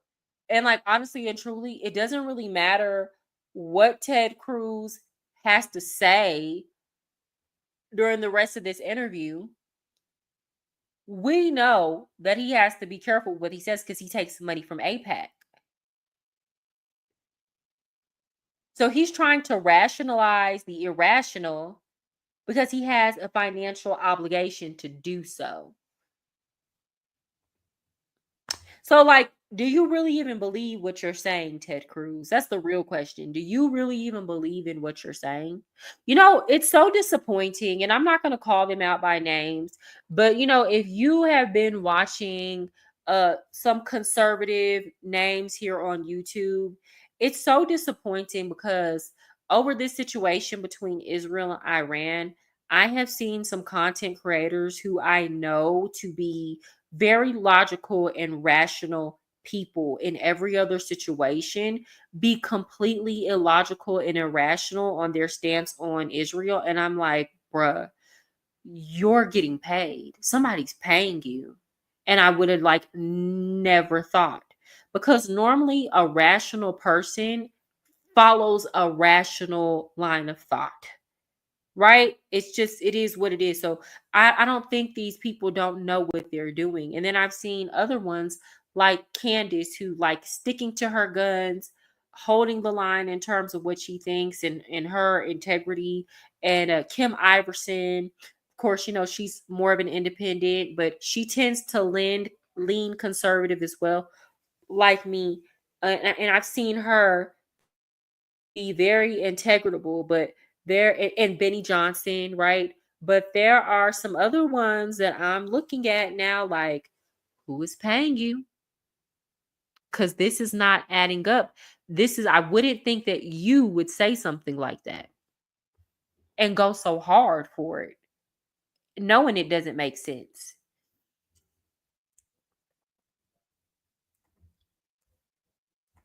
No, it's an American lobby. It's the AIPAC stands for the America-Israeli Political Action Committee. What does it lobby for? So, to be honest, not a whole lot effectively. Listen, I came into Congress 13 years ago with the stated intention of being the leading defender of Israel in the United States Senate. Great. And I've worked every day to do that. AIPAC, a lot of times,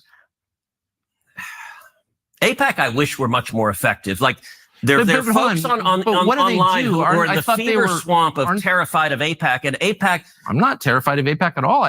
You're the one who seems a little uncomfortable when I'm asking. No, not uncomfortable at all. I'm just asking what AIPAC does. My understanding, having known a lot of people, I could tell you. Okay, so I have absolutely no problem with the United States. Like, say if we have a military base somewhere, I have absolutely no problem with us paying for our military bases to be there and paying the government whatever negotiated amount for our military bases being there. That's reasonable. That's actually worth the cost of those military bases being there, not for the money to be laundered and used in some other way. Do you understand? Like, it needs to make sense. Why is lobbying legal? It should be completely illegal. It's destroying our country, right? It's corrupting our politicians. It's making our politicians do interviews and say things that they don't even really believe in. It's just, I have to say this because I'm getting paid to say it. Sabby Sabs, I meant she's my go-to political voice. Same with Kyle Kalinske and Brianna. I do not like Kyle Kalinske at all. I don't like Kyle Kalinske. I don't like Kyle Kalinske. Brianna Joy is so annoying, and I don't like her stances on transgender issues. But she's completely annoying.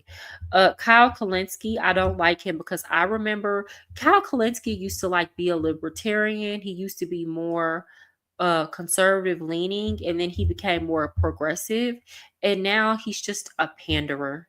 He's just a panderer who puts out he propagandizes everything, and he says what he thinks the far left wants to hear. So you never really get a fair and balanced assessment of a situation from him anymore, and he used to give fair and balanced assessments. So I it's my personal belief that somebody's paying him to now. A lot needs fixing. Guys, if you haven't hit the like button, please hit that. Is that it lobbies on behalf of the Israeli government? Wrong. Oh, okay. America has thousands of colleges and universities, and a lot of them, unfortunately, are basically just scams. It's one of those things nobody really wants to talk about, but everybody on some level knows that it's true. What's an impressive college in 2025?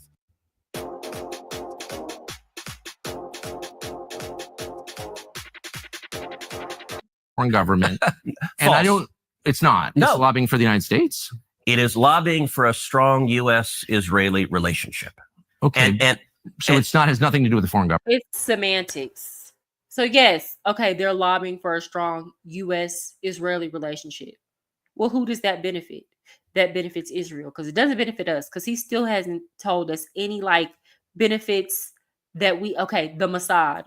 We have our own spies and spy networks. Okay, we could do what they do. Okay, so anyway, what's another benefit? He hasn't said. So if you have a lobby that's lobbying on behalf of us having a good relationship with Israel, then really it's a lobby that is working on behalf of the Israelis, not us. Okay. Government. It wants, because let's be clear, the intention is that we fund the Israelis. They're lobbying. So when they say good relationship, it's not just we like you, y'all like us, we're cool, we're besties. It's we want to ensure that you continue to give Israel money. wants America and Israel to be closely allied. Okay, but it's lobbying on behalf of the interests of another country. So that's not true at all. And if it's not true. No. How much contact do you think AIPAC leaders have for the government of Israel? No idea. I imagine some. I think the government of Israel is often frustrated with AIPAC because AIPAC's not nearly strong enough. Do you think there's any coordination between the government of Israel and AIPAC? Do they talk? Sure. If you're lobbying for more U.S.-Mexico trade, would you talk to people in the U.S. and Mexico and the government? Sure. So I'm not mad about that. There are a million countries that lobby Washington. I like a lot of those countries, including Israel. But AIPAC are Americans. They're not Israelis. Hold on. There are tons of Americans who lobby on behalf of foreign governments. I know them. I'm related to some of them. I know how it works. I'm from here. So my question is not, is it outrageous that foreign governments lobby the United States? They all do, okay, including Israel. My only question is, why don't we admit that is what's happening? You're denying it, but it's true. Yeah, and why you're saying is false. Why aren't they registered as a foreign lobby? Because they're not. They're not a foreign lobby. No, they're not. And this is that there's a fear. I'm gonna stop that because Jamal, I absolutely understand why when I first pulled this up, you said that you don't like Ted Cruz. He's playing games. He's playing mind games. He's arguing semantics. The fact of the matter is, whether or not the people in AIPAC are American citizens or citizens of Israel, it doesn't matter. They are lobbying on behalf of the interest of the Israelis. So it doesn't matter where they were born. It doesn't matter their nationality. They're not lobbying on behalf of what's in the best interest of the American working class people. Okay. They lobby on behalf of the best interests of Israel, and then they package it up, and their job is to try to convince us that it's really on behalf of our best interests, even though nobody can explain how it benefits the United States to give Israel money. They say things like, "Oh, it's for your national protection," and even then, it doesn't make sense because we have everything that we need to protect us. We got to give you money. We got to give you money. We got to give Israel money, and we got to give you weapons. So that lets me know we have everything we need. You got to come ask us for what you need to protect you. And I'm not feeling it.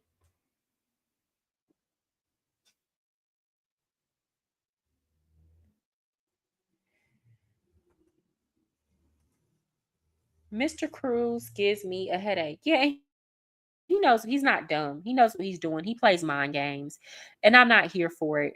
And that's why I say, if Donald Trump needs to handle this situation delicately and correctly, and he needs to understand there's a reason why people came to vote for him. And honestly, I would hate to see the United States be under Democratic leadership when Donald Trump goes out of office, when his term is up. But, he's gonna have to give people lots of reasons to come out and vote for the Republican candidate. With that said, the Republican candidate is gonna matter. You can't get a Ted Cruz Republican is not going to drive the people to the voting polls the way a Donald Trump, who was the no wars, America first, clean up the illegal immigration. Like, that's what brought people to the polls. And Donald Trump would do well to remember that. And if he can stick to what he said, then this should be a slam dunk in 2028 for somebody like JD Vance to run again. But if he doesn't stick to that, he can make it a lot harder for whoever has to succeed him. That's all I'm saying. With that said, guys, I've been on here for a very long time now, and I need to go to sleep because I have to get up at 4 a.m. and work. Thank you for everybody who showed up, and those of y'all who have been here this entire live. I really appreciate you for sticking with me. And I will come back on tomorrow night, probably earlier at 7, and I'll be on here for a while. You're welcome. Thank you so much, Jason. Sorry, Javis. I'm getting tired. If y'all could let me know in the comments. Hi, Irish. Am I allowed to say that? Thank you so much. Can I say bomb? Thank you so much for coming and watching. Y'all hit the like button on y'all way out. Share my video if you care. If you haven't subscribed, please subscribe.